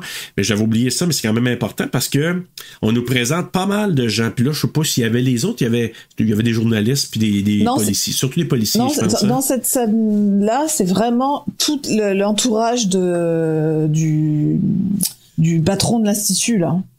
Ah oui, c'est toutes les pistes. C'est vraiment les différents personnages qui seront impliqués dans les différentes pistes. Ouais, OK, ouais. C'est ça. Donc, mais là, il raconte à un moment donné, c'est là la scène chez le barbier. Moi, j'ai trouvé ça tellement succulent, là. Parce que là, dans le journal, il est en train de lire que potentiellement, il y a une lame qui a été utilisée à cause qu'il avait fait des entailles dans le visage du photographe. Et on dit, c'est peut-être un barbier. Fait que là, il s'aperçoit, il dit ça, puis l'autre qui est en train de faire la barbe avec son rasoir. Mais tu sais, la façon qu'il en parle, c'est un peu menaçant. Tu sais, comme mais d'un autre côté, c'est intéressant, c'est parce que je crois que le barbier dit que, enfin, grosso modo, l'analyse de cette séquence-là, c'est qu'un barbier n'aurait pas, en fait, c'est des lacérations. Il a fait des entailles pour faire une diversion, disons, le tueur. Exact. Et donc le barbier il explique que c'était un boulot qui était mal fait, quoi. Ouais, c'est que ça aurait été plus précis. Ça aurait été clean, là. Il dit qu'il aurait fait ça comme ça, puis il explique, là, tu sais. Fait que là, tu vois que l'autre commence à être mal à l'aise, puis il dit, ah, ça va? Oui, ça va, mais, tu sais, c'est assez inquiétant, parce que quand il parle, il aurait fait un slash dans le cou, il était en train d'y faire la barbe dans le cou, puis là, l'autre, il commence à se sentir mal à l'aise. Mais aussi, c'est un regard sur le journaliste sensationnaliste aussi. C'est vrai. Parce qu'il en parle aussi que les journalistes, tu sais, ils partent sur une histoire, puis c'est là qu'il dit si ça avait été vraiment ça, il aurait fait un entaille de même. Fait que, là, tu dis, pauvre gars, moi, en tout cas, j'aurais pas été très très à l'aise de le voir dans cette position-là. Puis là, tu parlais du policier, ça commence, là, qui raconte les recettes de sa femme. Et là, Carlo qui s'en va visiter Terzi, et c'est là qu'il jase avec Anna, mais c'est une entrée assez brusque, là. Est-ce qu'il dit t'es genre une fille un peu aristocratique et parce qu'il dit hey, vous êtes entré brusquement dans la maison, faut que ça commence un peu et la fin c'est vraiment moi pareil, il y a une phrase qui m'a marqué. Bon déjà ce qui est marrant, ce que je veux quand même dire, c'est qu'on rentre chez Terzi, c'est ça, hein, dans la grande maison. Exact. Ça clope, ça picole, enfin ça boit, ça fume. Anna, elle a toujours des tenues ultra sexy. C'est incroyable. Et puis c'est très machiste. Et puis donc le rapport de séduction s'installe direct avec Giordani. Et puis au début, elle est un peu rebelle et tout ça. Puis à la fin, elle lui dit "Take me out of here." Ça se termine comme ça, mais j'adore, quoi, c'est super caricature. Oui, vraiment. Mais en même temps, ce que je trouve intéressant, ça s'en vient, là, mais la fameuse, la scène de poursuite, là, tu dis, hey boy, ok, c'est pas ce que ça paraît, c'est pas la petite fille genre séduisante tout ça, là, mais il y a comme ça casse un peu le personnage qu'on aurait pu s'imaginer. Ouais, mais moi je dis c'est une séquence un peu what the fuck quand même. Hein? Oui, vraiment. Mais là, il faut parler aussi de Franco et Laurie qui se rendent chez c'est ça. Madame Mirucci. En fait, ce qu'il faut se dire, c'est la fiancée de Calabresi. Ce qu'il faut dire, c'est que là pour le coup, il y a l'enquête est menée parallèlement. D'un côté par Giordani, les flics, mais on suit pas trop l'enquête policière au niveau des policiers. D'un côté Giordani et de l'autre côté donc qui va voir Terzi, rencontrer Anna et compagnie.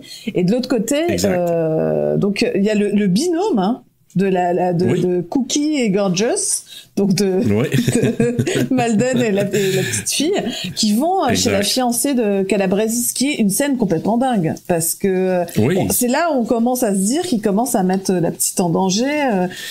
C'est un peu limite, quoi. Parce que là, c'est une enquête policière. C'est pas ce que c'est, là. Parce qu'on s'entend, là, tu sais, moi, si on m'avait parlé de ça, ça aurait pu être une suspecte, là, elle, là. Ben oui, tout à fait. Tu sais, froidement comme ça, tu dis tu t'en vas chez quelqu'un qui est potentiellement peut-être une suspecte. Donc, tu sais, tu t'en vas là avec ta nièce, là, puis c'est bizarre un peu. Ce que ça a donné, c'était pour faire en sorte justement qu'il jase un peu, qu'elle raconte là, justement qu'elle sait pas grand-chose, parce qu'elle dit pas grand-chose présentement, mais c'est que Laurie, elle remarque le pendentif qu'elle tient dans ses mains, puis qu'elle touche souvent. C'est lui qui l'entend, qui demande à la sortie de l'appartement, c'était quoi ce bruit, ce son que j'ai entendu pendant toute notre conversation. Hein. T'as raison. Puis elle lui décrit le pendentif, fait que là, ça va rester, puis ça va être important un petit peu plus tard. Puis là, quand eux autres, ils quittent, elle appelle quelqu'un. Puis là, on sait qu'après, c'est probablement notre tueur. Et puis là, c'est que Anna, c'est là qu'elle conduit en malade. Et ça, tu sais que ça a été à Turin, hein? D'accord. C'était vraiment à Turin, cette séquence-là. Non, je pense pas. Puis il disait que c'est pendant les jours fériés, il y avait une fête de quelque sorte, là, fait qu'il y avait les rues, mais c'est malade, écoute. Mais elle a l'air complètement folle. Elle a l'air complètement folle. Ah, elle est malade, là. C'est là où tu te dis, elle a une personnalité borderline. Ah, terrible. Elle est pas bien, là. Tu vois que moi, j'aurais eu peur de coucher avec elle parce que tu sais pas comment que ça va tourner. Tu dis, elle est méchante fois. Moi, une petite anecdote, peut-être que je vais couper éventuellement, mais j'ai connu une fille à un moment donné super gentille dans la vie de tous les jours, très calme. Quand elle prenait une bière, OK, moindrement de consommation, elle devenait agressive, mais tu sais, pas agressive, méchante, mais agressive, genre, là, hey, salut tout le monde, un coup de poing sur l'épaule. À un moment donné, je l'avais invitée dans une fête, puis un de mes amis vient voir, il dit, c'est qui elle? Ben, j'ai dit, je suis désolé, il est super gentil, mais quand elle prend une bière, elle se transforme en lionne. Fait que moi, j'aurais eu à peu près la même affaire avec Anna. J'aurais dit, je pense que je vais me méfier un peu. Je vais garder mes distances un peu avec déjà, elle. Elle se balade à moitié. Elle est toujours dans des tenues un peu. Puis elle boit, elle clope. Et puis bon, elle est dans un mauvais contexte aussi. On apprend après la relation avec son... la découverte avec son père. Gigi, avec son père, son père qui n'est pas son père. Donc c'est quand même... Elle est quand même dans un... Mais ce qui est marrant, c'est qu'ils ont tous des super voitures de sport tranquilles. C'est vraiment une belle époque, les années 70. Voitures de sport. Enfin, je sais pas, c'est plutôt sympa. Mais, hey, sais-tu qu'est-ce que je lisais? Il parlait de ces voitures-là, que j'ai pas retenu les noms exactement, mais je pense qu'il y en a une, c'est une Porsche. Il disait que c'est des années 60, ces voitures-là, là, qui conduisaient dans le film. Il disait qu'en cette année ici, genre en 2022, là, qui disait à peu près, je me souviens plus, là, mais mettons ces années-ci, ces deux voitures-là, du papa puis de la fille, la valeur serait d'à peu près 100 000 $ en bon état. Mais c'est des voitures de malades. Puis là, tu vois que notre policier, il se sent un petit peu mal à l'aise. Là. Il dit, moi, j'ai conduit une voiture de police, peut-être, pas de police, mais j'ai peut-être déjà embarqué avec une police. À un moment donné, ça a été vite. Toi, t'en bats, tu bats tous les... Parce qu'elles sont suivies par une voiture de police. C'est vraiment la course-poursuite avec les policiers, ouais. Elle te les écarte, puis elle se cache elle passe par un parking souterrain, un stationnement souterrain. En tout cas, elle est malade. Mais là, tu dis, c'est quand même pour un public, je vais dire, c'est peut-être pour un public américain, là, pour le coup. Et voilà. C'est encore un ingrédient, d'un seul coup, hop, on se retrouve, comme je dis, une séquence un peu what the fuck, on se retrouve dans une course-poursuite un peu gratuite, puisque finalement, ça porte rien à la narration, à l'histoire. Ben non, vraiment pas. Donc c'est une belle fille. Je veux dire qu'elle était c'est une belle fille avec une craquée un peu. Non, c'est la séquence de la belle fille au volant d'une belle voiture, quoi. Un peu. Exact. Puis là, justement, tu parlais des verres, ils s'en vont prendre un verre sur une terrasse. C'est là qu'elle y apprend qu'ils font des recherches sur le chromosome XYY. Et c'est là qu'elle relève. Puis ça, c'était un peu controversé parce que il disait que ceux qui ont ce chromosome-là auraient tendance à être plus, je l'ai dit dans le synopsis, à être plus violents puis portés sur des actes criminels. Puis ça, c'était un peu controversé parce que c'est comme s'il disait...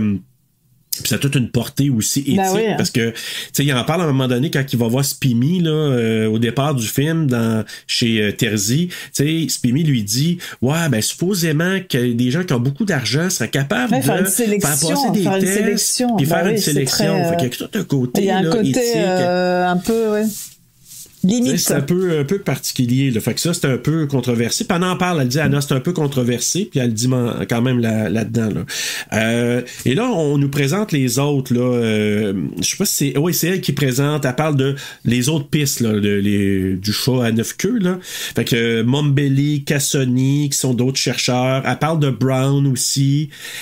Qui est un peu bizarre, puis là, alors ça c'est magnifique. Cette scène est magnifique. Dans le bar gay. Ah oui, là on y va à fond dans tous les clichés. On s'en donne un cœur joie. Et ça là, dans Crystal Plumage, là, il y a une autre séquence délicieuse du journaliste qui va rencontrer un antiquaire qui est gay comme le printemps, qui est incroyablement là, maniéré et qui fait des approches puis qui fait quasiment peur aux journalistes là. Ben tu vois, j'ai retrouvé ça puis de toute façon, tu sais, Argento disait c'est une suite non officielle, c'est pas vraiment une suite mais c'est comme une suite, il y a comme un lien entre les deux puis j'ai vu tellement de rapprochements entre autres avec ça. Tu sais parce qu'il dépeint tu sais l'homme gay qui fait des avances à notre journaliste des beaux yeux. Oui, c'est ça, mais d'un autre côté, on a les deux blonds. on a les deux blondinés, c'est une scène un peu sexy. Ouais. Il est beau, ils sont beaux, oui. tu vois. C'est peut-être une scène pour le public gay. Je sais pas ce qui. Moi je pense que oui, ça a dû être un peu pour. Maintenant c'est vachement cliché sur la mise en place du club. Puis c'est pareil, ça picole, ça fume, c'est. Ouais, puis t'as Manuel qui est jaloux aussi.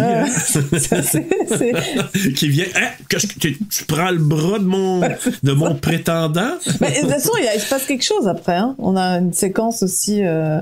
Tu veux dire plus tard, là, en lien avec Manuel? Oui, exactement. Mais c'est pour nous présenter un peu que Brown, tu sais, le nom un peu bizarre, c'est juste que, oui, c'est un peu particulier comme personnage, mais en même temps, tu sais, il se promène dans les bars gays.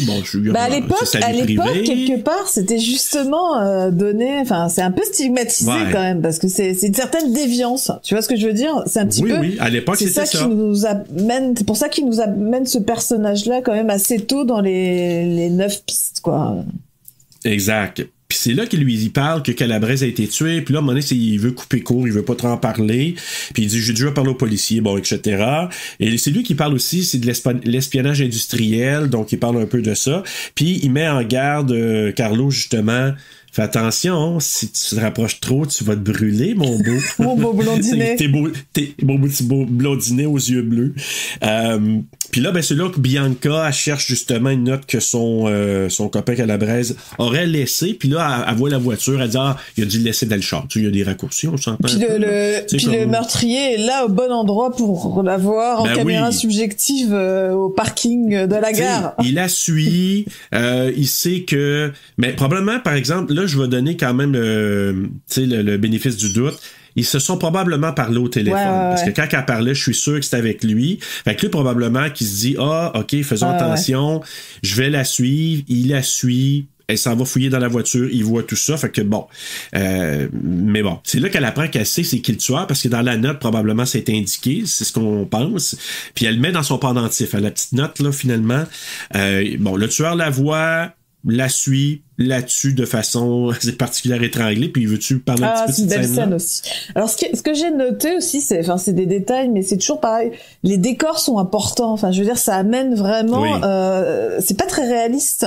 Les décors sont pas réalistes. Par exemple, là, je me suis rendu compte que il y a chez Bianca, c'est que des cadres avec des oiseaux un peu partout. c'est monotone, c'est que des oiseaux partout, donc c'est un peu bizarre. Et puis, ce que j'aime bien, c'est ce couloir avec des espèces de rideaux baroques. Mais là. Qu'est-ce que c'est que c'est ça? Je sais pas qui est-ce qui a ça chez soi. Hey, écoute, c'est la place parfaite pour que quelqu'un se cache là-dedans dans le mur, là, pouvoir, dans les rideaux. et donc, cette strangulation, enfin, c'est beau, c'est très, je trouve que c'est très stylisé, c'est très artistique. Là. Et puis, toujours les yeux, la victime avec les yeux ouverts, mais elle tâche le tapis, tâche un peu le tapis, quand même. Faut dire qu'elle tâche un peu le tapis. Mais bon, c'est une belle scène de meurtre dans la continuité du premier. Mais t'as raison, stylisé. Ça dure longtemps. Ouais, elle se débat, elle roule dans le mur tapis, pas tapis, mur rideau, après ça tombe sur le ventre, elle touche le tapis, mais oui, tout à fait, puis finalement, elle trépasse, donc tu dis une autre piste qui a été brouillée, puis là, ce que je comprends, il a pas trouvé la note, lui, à ce moment-là, donc c'est là que Carlo, il parle du Cat o' Nine Tails, les 9 pistes, parce que Carlo, il parle avec Cookie, puis là, il dit, il y a 9 pistes, puis là, c'est là qu'il nomme Cat o' Nine Tails, puis là, Carlo s'en va interroger Cassoni, notre fameux tueur, finalement, là. Il s'en va le voir, et c'est lui qui lui parle du chromosome. C'est fou, ça. C'est lui qui explique, qui explique tout. Il explique tout, il donne des indices. Il explique tout, de A à Z. C'est nonchalant, pas de problème. Le comment du pourquoi. Puis ce qui est génial, pareil, on revient sur les décors. Il a ses chromosomes XXY derrière lui en déco. C'est sympa. Mais remarque bien, on nous dit c'est qui le tueur sans qu'on le sache là, mais qu'on fait un lien par la suite, parce que quand il arrive au fameux XYY, là, il arrête et il s'accote juste sous, dans le plan qu'on a. Il se cache, il s'assoit là, pour, en tout cas, il s'accote juste sous cette image-là. Puis il jase un bout de temps. C'est incroyable. Puis tu le sais, après tu dis, ben là, quand tu le sais, tu dis, il y a comme une grosse indice que c'est un gros indice visuel, effectivement. Exact. Mais tu sais, tu dis, espèce de front de bœuf. En tout cas, là, il s'en va visiter Mombelli, qui est un autre queue. Une autre queue, ouais. La queue Mombelli. Il indique que, justement, c'est lui qui révèle que les chercheurs ont été testés. Tous les chercheurs ont été testés pour le XYY, probablement qu'une prise de sang. Et là, tu dis, OK, Carlo, il y a un autre indice que, OK, il y a peut-être quelqu'un là-dedans qui... Oui, surtout qu'on sait que la première fois, dans l'Institut, c'était... il voulait voler quelque chose. Donc là, on commence à avoir un peu une idée sur ce qui s'est passé dans la séquence d'ouverture. On commence à faire des liens, là. Puis là, le fameux tueur qui injecte du poison dans le lait. Ça, c'est toute la séquence. Ça, c'est magnifique, hein.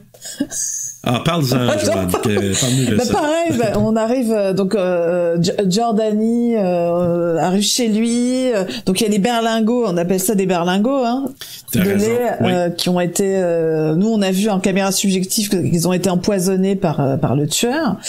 Avec une aiguille, il arrive chez lui, il a que des tableaux de bagnoles, de voitures sur son mur. C'est le mec C'est pour ça qu'Anna c'est le mec qui aime les voitures.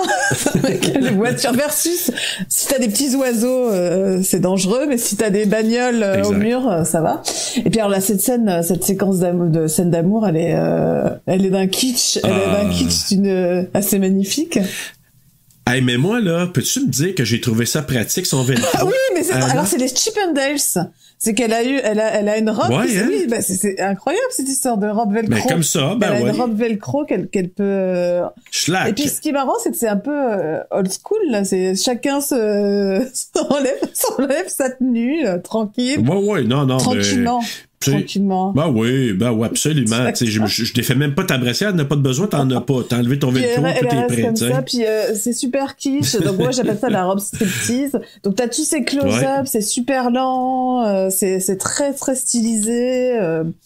C'est magnifique. Mais en même temps, il n'a pas passé par 4 détours. Hein. Je veux dire, tu sais, il a dit, savais-tu que présentement, il y a tant de gens qui font l'amour, puis sais-tu que c'est un hint que je te fais? Ça va très, très vite. OK, ça va vite dans du fait qu'ils font l'amour, mais ça va très lentement dans le découpage. Oui, des vraiment. Plans voilà. Parce que là, lui, il veut servir du lait, elle n'en veut pas, puis là, ils font l'amour, puis à un moment donné, justement, il lui sert le lait après. Elle le boit pas assez vite. C'est ça. C'est pour ça qu'elle devient suspecte. Exactement. Mais ce que je trouve intéressant, parlons d'un plan de caméra. Le plan de caméra, quand il amène les verres de lait, c'est comme si la caméra porte les verres de lait. Fait que ça, il parlait, je pense, dans les commentaires que, je sais pas si c'est un des films de Hitchcock, je sais pas si c'est Marnie, mais en tout cas, il y a un film supposément qui a une séquence similaire à ça, fait qu'il disait que il y avait comme une grande influence.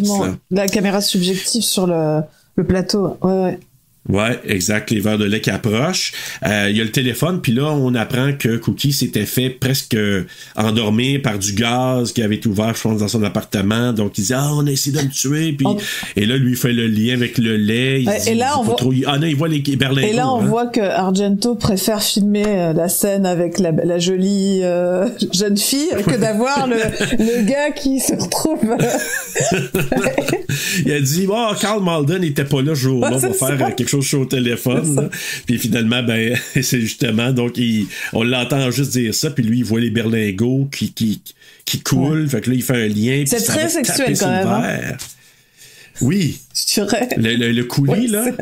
Le petit berlingot. Oui, petit berlingot un petit peu coquin. Un peu coquin, oui. Et puis il enlève le verre en se disant, touche pas à ça. Puis là, il a pris des chances parce qu'il est allé y goûter. Ouais, c'est ça. Pas sûr que j'aurais fait ça. Après, je pense qu'il faut en boire au moins une gorgée, j'en sais rien. Peut-être, en tout cas. Mais il a quand même pris quelques petits risques. Mais c'est ça. Donc, il réalise justement que le lait, il était empoisonné. Justement, là, ça coupe. Je pense que c'est là qu'il va y avoir Gigi the Loser. Dans un combat d'insultes. Oui, c'est vraiment drôle. Ça, là, je trouve ça tellement drôle. Ça me rappelé, je te dis, là, So Long, mais tu sais, un gars qui a une gueule particulière, puis là, il s'en va le voir pour lui demander un service, d'aller ouvrir des tiroirs quelque part, puis là, il commence à faire des calculs. Là, si je me fais pogner 2 ans, quelques mois de tôle, ok, je vais y aller, tu sais. Ouais, c'est vraiment drôle. Mais c'est quand même drôle, le personnage, là. Mais là, je pense qu'il se rend chez Terzi, mais c'est-tu dans sa maison? Je sais pas comme. Ouais, on reconnaît pas. Oui, je pense que c'est dans la maison, mais ça doit être dans ses appartements à lui, peut-être dans la maison, je sais pas.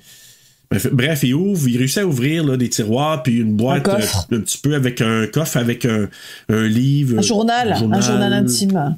Ouais. Puis là, on apprend que Anna est pas sa vraie fille, il l'a adoptée, puis qu'il y a même des sentiments pour elle. Là, tu sais ça, puis Cookie, puis Laurie, là, c'est tout match. C'est trop d'un coup. Tu sais, genre, j'ai des drôles de feelings envers elle, c'est pas correct, mais bon, que veux-tu? Tu dis, ouh, mais ce qu'il faut, c'est qu'il l'écrit, il le met dans son coffre, enfin, c'est... Ben oui! Tant qu'à faire, hein. Autant le mettre noir sur blanc, c'est jamais. Ben écoute, il s'extériorise d'une certaine manière, mais c'est assez particulier. Mais justement, je pense que ça donne un petit peu une info comme ça. Puis là, ben, il y a la scène quand que Giordani s'en va chez Brown, parce que il s'en va chez l'amant.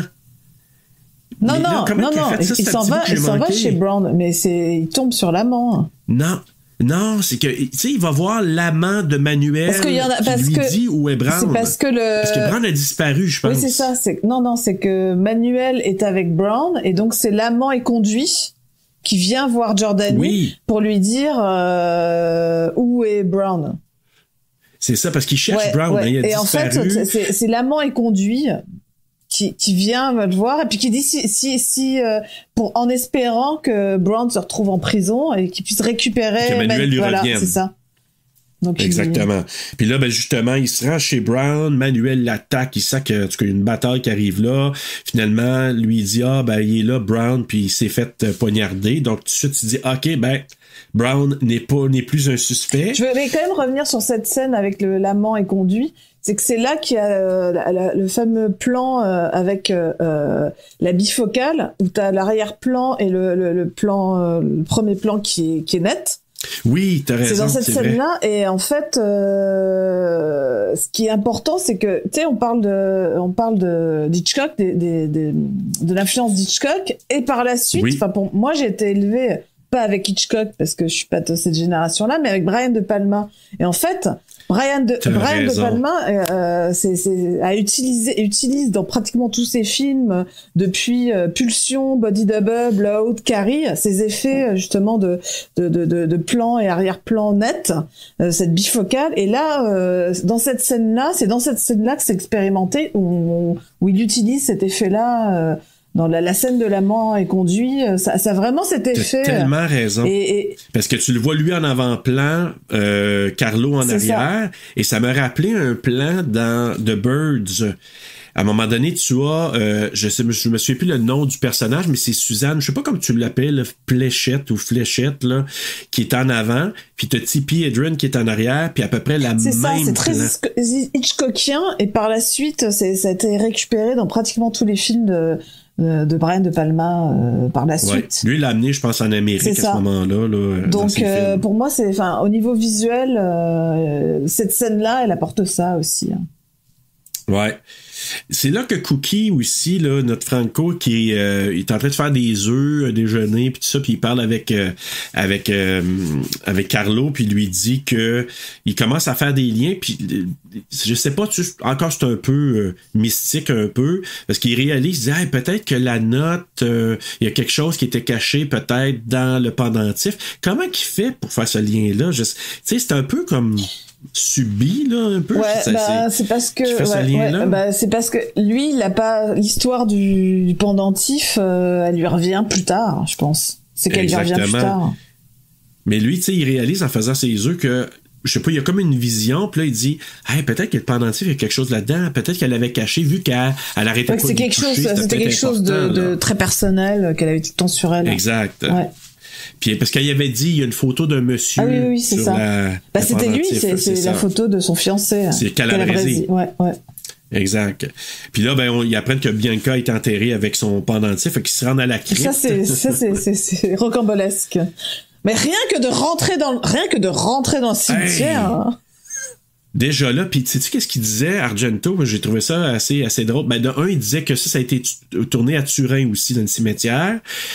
Il disait aussi que la gang de crew, les techniciens pis tout ça, se faisaient des blagues incroyables dans le cimetière parce qu'il dit la seule lumière qu'on avait, c'était la lumière de la caméra là, puis de tout ce qu'il y avait autour, puis l'éclairage qu'on avait pour la scène, mais c'était très sombre, très noir, puis ils se sont fait des coups. Il dit je pourrais pas trop en parler, mais il dit ils se sont fait des coups assez particuliers dans le cimetière. Fait que j'ai trouvé ça très très truculent.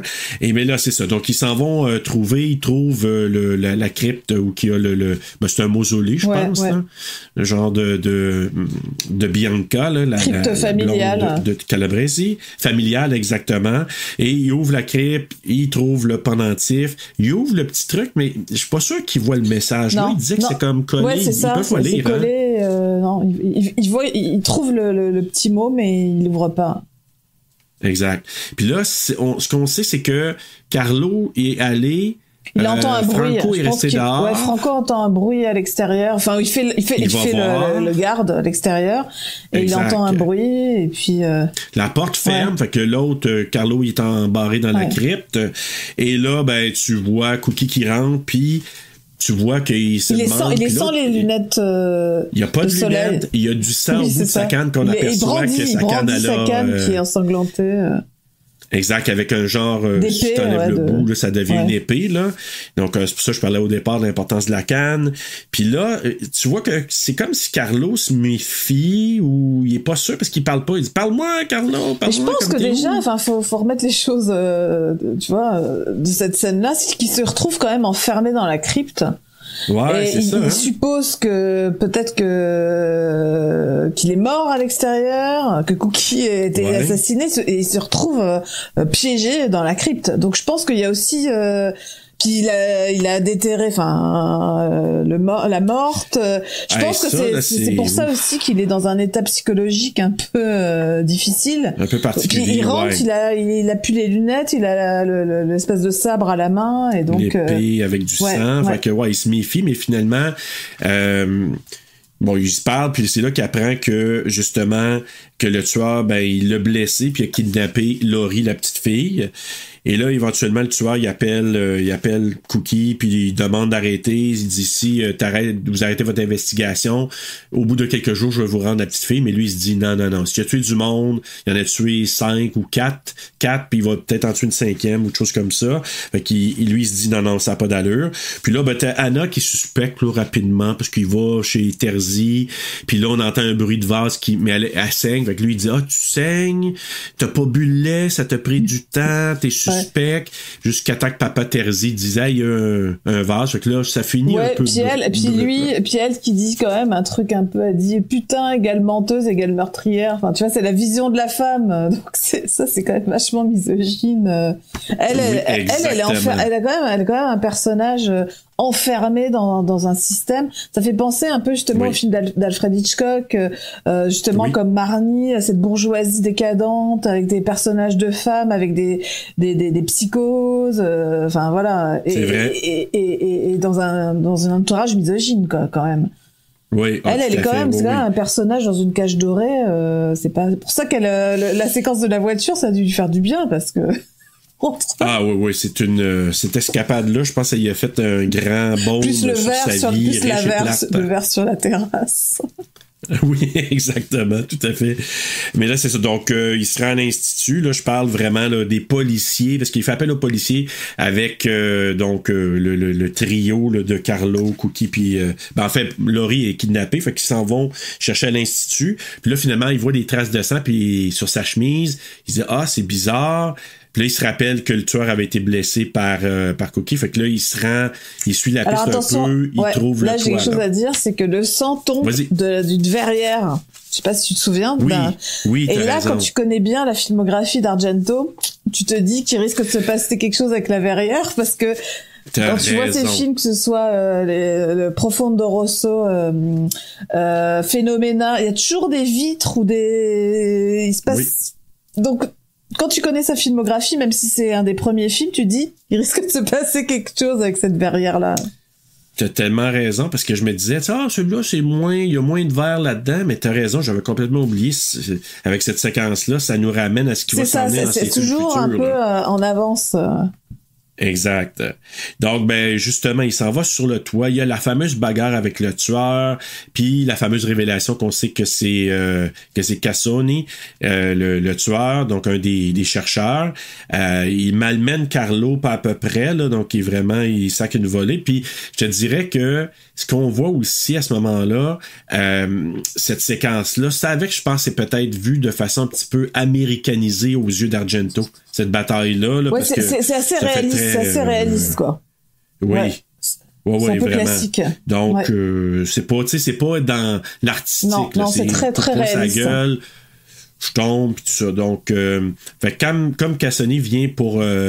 parce que là, ce que on sait, c'est que il y a la petite fille qui est attachée, bâillonnée, et là, à un moment donné, Cassoni, il vient pour aller poignarder la petite fille, puis Carlo s'interpose, il reçoit le poignard dans l'épaule, sac une volée à Cassoni, il se sauve, mais là, il est arrêté par Franco, Cookie, là, à un moment donné, puis ça, les policiers regardent qu'est-ce qui se passe, et là, justement, Franco lui dit et où Laurie? Puis là, l'autre, il s'en fout parce qu'il raconte, il se dévoile complètement, là. Parce qu'il dit au départ, quand il s'est infiltré, lui, vu qu'il avait été testé, puis qu'il y avait le chromosome XYY, il voulait aller changer ça dans son dossier. C'était pour ça qu'il s'est introduit, mais que Calabresi le savait, l'a fait chanter, il l'a tué. L'autre, il dit, je m'en fous des meurtres, dis-moi, il est où la petite fille? Puis l'autre veut je l'ai l'autre tué. veut suicider. Enfin, c'est une sorte de suicide, quoi.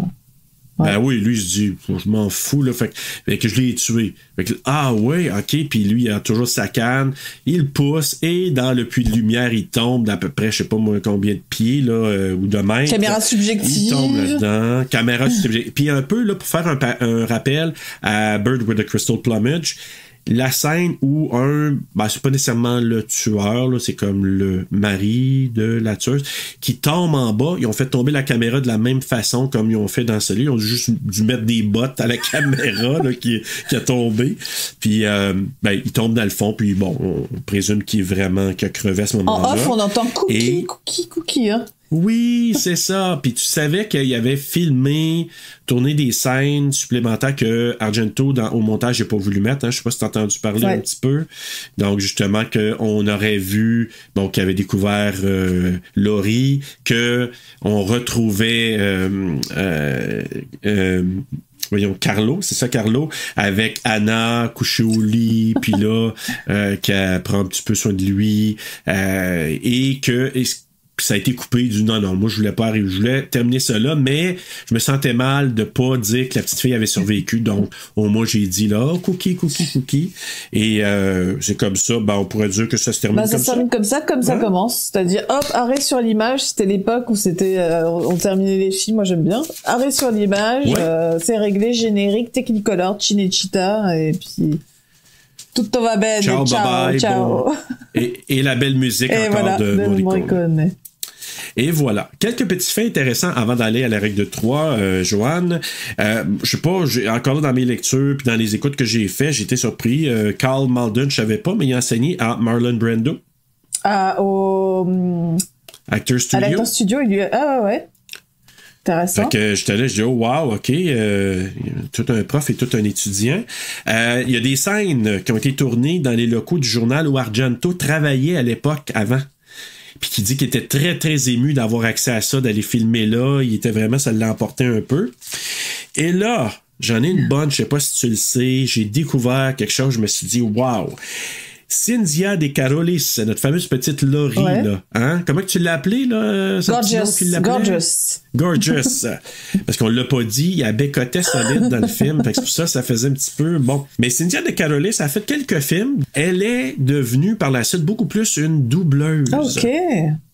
Parce que elle a fait quelques films, puis à un moment donné, elle dit il n'y avait plus vraiment de possibilités. C'était moi qui n'étais peut-être pas à l'aventure des rôles. Je courais pas pour ça. J'ai fait un peu de théâtre. Mais beaucoup de doublage. Elle a fait un des personnages, elle ne dit pas lequel, mais dans Walking Dead. Ah ouais? Récemment, quoi. Alors, elle est encore en activité. Exact. Oui. Là, elle en fait encore. Puis d'ailleurs, tellement récent que tu vas être surpris. Moi, j'ai fait un moyen saut en apprenant ça. Donc, pas ça, mais l'autre chose que je veux dire, elle a fait aussi le personnage, sais-tu, Bebop, en tout cas, la petite bergère dans Toy Story. Ah ouais? Donc, la version italienne, c'est elle qui fait la voix. Mais, plat de résistance, Joanne. Puis là, Bruno, quand tu vas entendre ça, écoute bien ça. Là, c'est une conjoncture particulière parce que présentement, on sort les épisodes de Scream présentement à la TSLP. Hein? Ouais. Ben, je t'apprends que Madame Cynthia De Carolis, c'est la voix italienne de Gale Weathers. Oh, wow! Ah ouais! C'est solide! Quand j'ai vu ça, je dis oh man! Faut l'écouter en italien. Oui, ça me donne tellement le goût d'écouter Gale Weathers en italien avec la voix de Carolis. Mais justement, elle l'a fait dans les 1, 2, 3, 4, 5. Puis probablement dans le 6e, ça va être encore la voix de Gale Weathers. Parfait! Hey, j'ai vraiment resté vraiment surpris. Juste rapidement, Cookie, donc Franco, là, joué par Karl Malden. Le nom Arnaud a été donné en l'honneur d'un clairvoyant que Argento a rencontré à Turin quand il est allé pendant le tournage de Bird with the Crystal Plumage. Il n'a pas pu tourner à Turin, mais il s'était rendu à Turin puis il a rencontré un clairvoyant qui s'appelait Arnaudi, puis il a tellement aimé qu'il a donné un petit peu une variante du nom à Karl Malden. Puis il parlait des autres aussi, des acteurs en général. Karl Malden, il a capoté, il a tellement aimé tourner avec lui. Il dit qu'il était génial, un super acteur, mais qui était à l'écoute. Il a vraiment adoré. Franciscus, un petit peu plus froid, un peu moins impliqué, mais qui a fait une bonne job.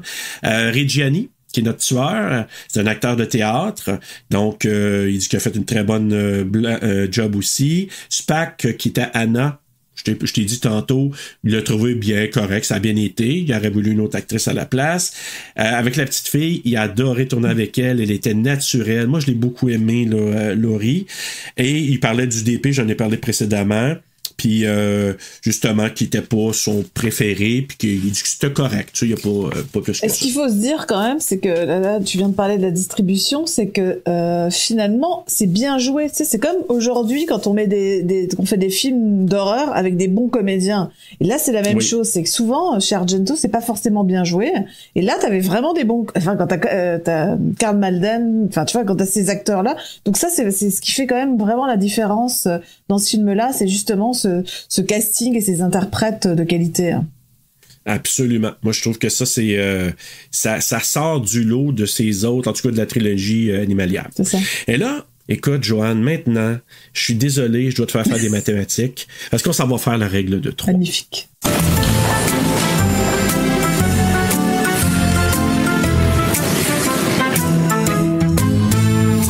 Alors, dans la règle de 3, je répète 3 éléments que tu as aimés, 3 éléments que peut-être moins aimés, puis ensuite, si tu veux parler des films d'Argento, tes 3 préférés. Alors, on commence avec ce que tu as peut-être aimé davantage.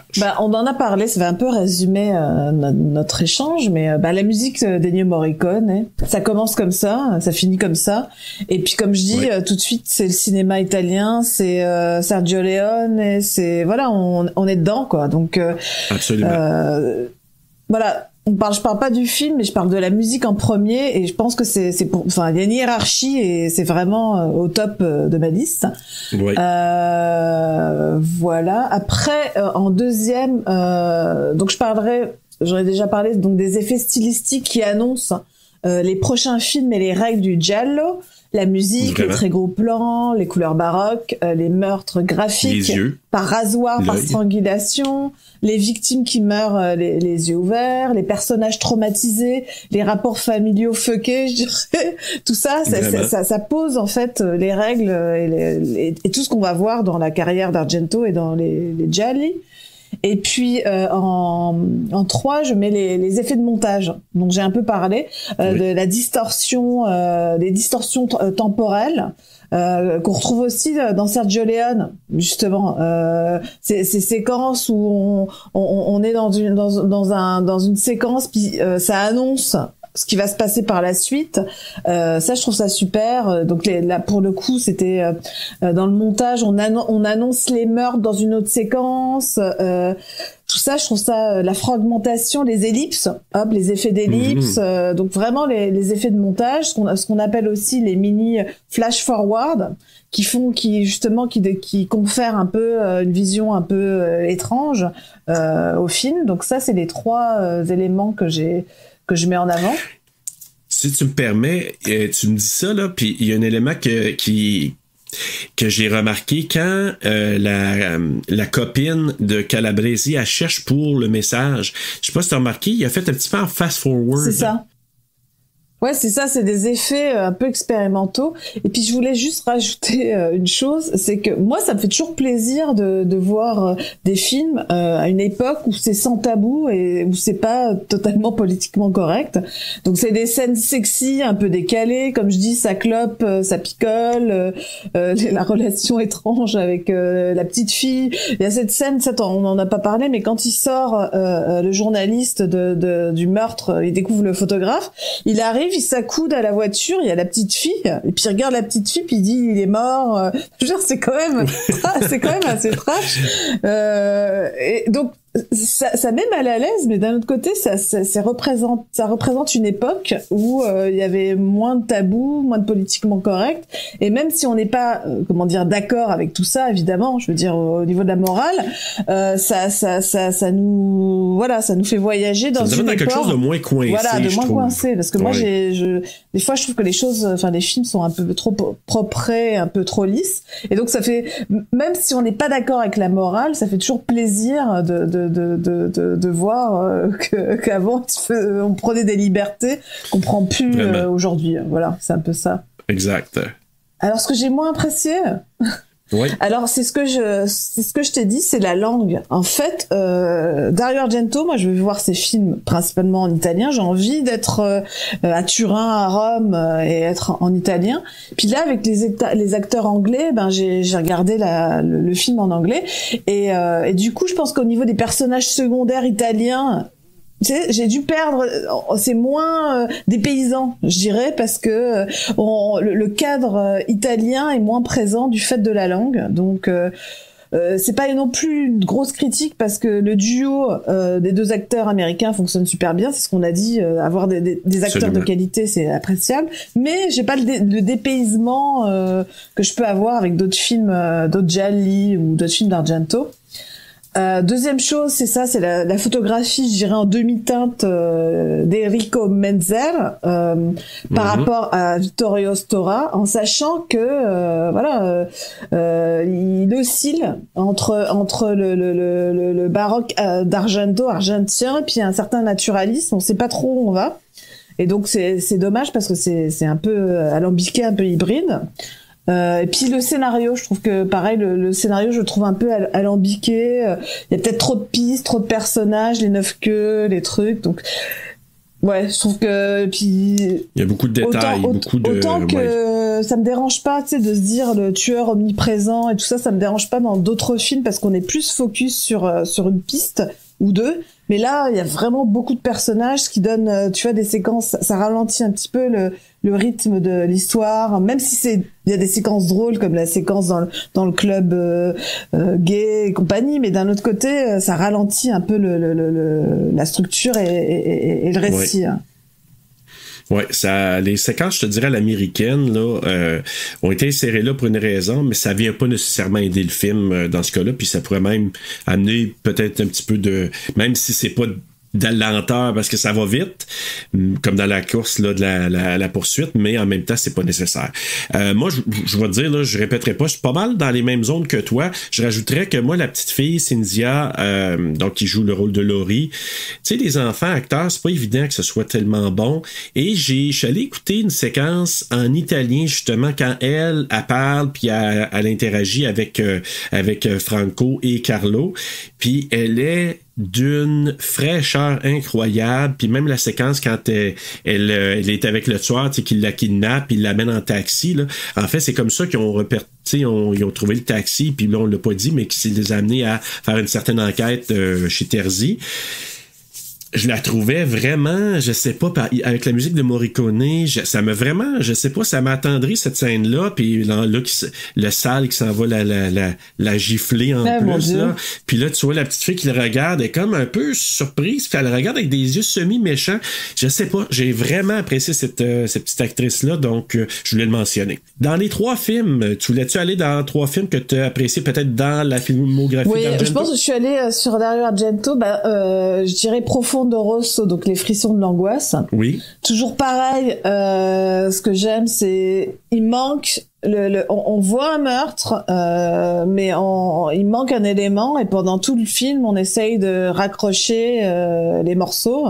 Et je trouve que c'est un film emblématique pour moi de Dario Argento. Peut-être je dis son meilleur, mais moi c'est des cinéastes comme Kubrick, Argento ou Cronenberg, c'est l'ensemble de leur œuvre qui m'intéresse. Donc c'est difficile de hiérarchiser, mais d'un autre côté c'est tellement emblématique de son cinéma que voilà, je mets les frissons de l'angoisse, donc Profondo Rosso.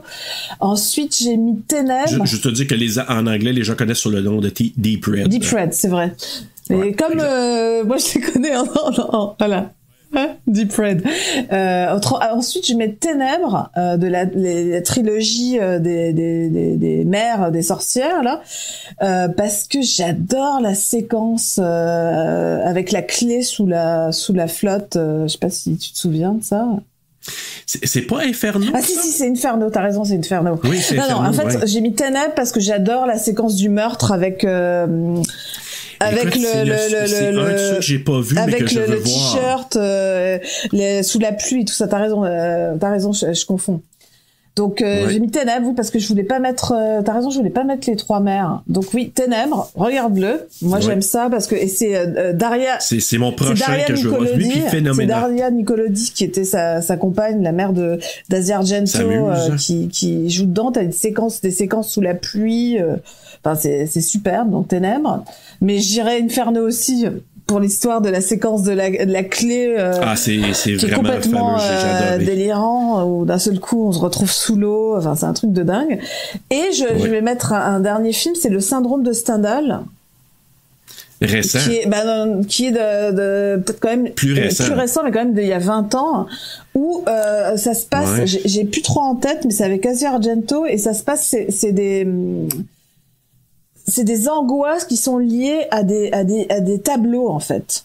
Bon, donc il y a quelque chose, c'est sur le monde pictural, c'est des angoisses liées à des tableaux. Je l'ai pas revu récemment, mais en tout cas je sais que j'avais beaucoup aimé ce film et que c'est un des derniers de ces films qui est regardable. Parce que malheureusement, on va dire que les 15 dernières années, c'est pas tout à fait ça. Les producteurs ont envie de produire ces films, mais parce que c'est Dario Argento et qu'on a envie qu'il continue de faire des films, mais faut dire que c'est pas tout à fait à la hauteur du cinéma qu'il faisait dans les années 70-80. Mais ça reste un cinéaste qui a beaucoup fait pour l'histoire du cinéma, pour l'expérimentation, pour le cinéma de genre, cinéma d'horreur, et donc voilà, on peut pas. On n'a pas le choix, faut le mettre là avec les Hitchcock, avec les De Palma, les Carpenter, puis tu sais toutes les autres qui ont suivi après, faut qu'il soit là. Tu sais, il y en a beaucoup qui parlent de Mario Bava dans le cinéma italien aussi, Fulci qui est beaucoup plus trash aussi, mais tu sais il est là. Tu sais Hitchcock, faut pas gêner de dire qu'Argento est là, ça c'est sûr et certain.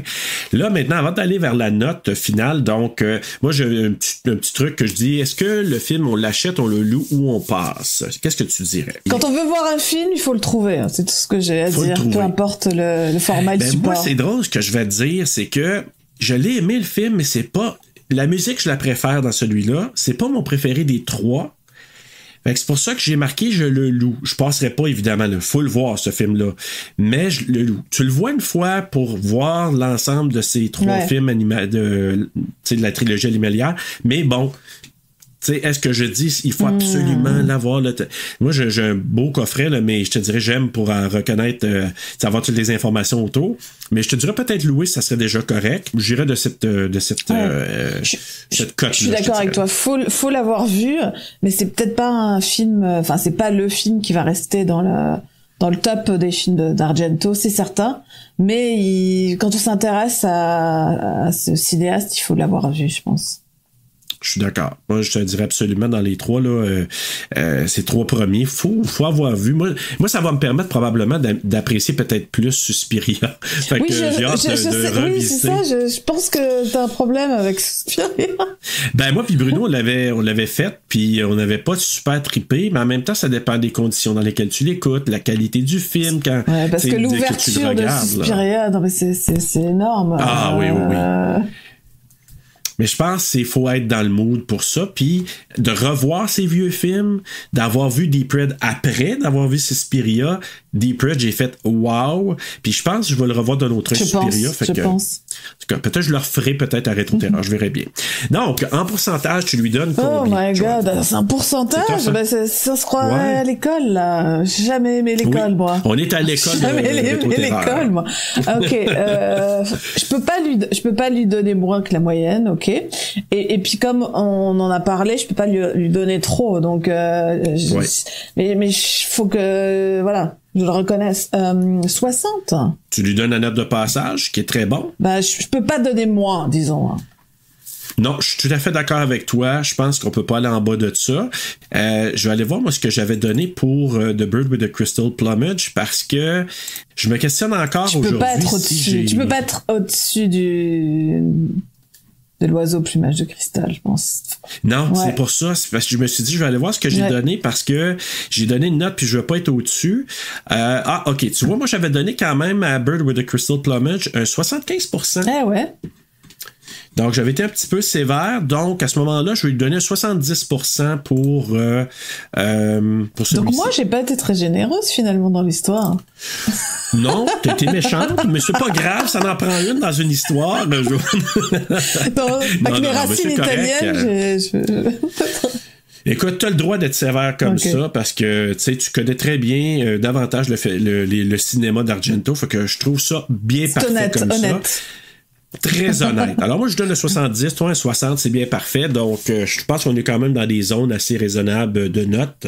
Alors, ce qui conclut notre épisode sur notre fameux chat à 9 queues. Joanne, merci énormément. C'est toujours plaisant de jaser de cinéma avec toi, vraiment là. Idem, pareil. Non, puis ça fait plaisir de se replonger, de revisiter tout ça, et puis d'aller un peu plus loin, puis de pouvoir parler, comme je disais, aussi en détail de mise en scène, de réalisation, et ça fait vraiment plaisir, puis surtout de le partager avec les auditeurs. Absolument. Allez, merci, puis on se retrouvera éventuellement, Joanne, avec grand plaisir, puis on te recevra, puis on parlera de tes futurs projets. Là-dessus, je vous souhaite vraiment d'avoir apprécié cet épisode-là, et on se retrouve éventuellement. Vous viendrez vous rebalader avec moi à Rétro-Terreur.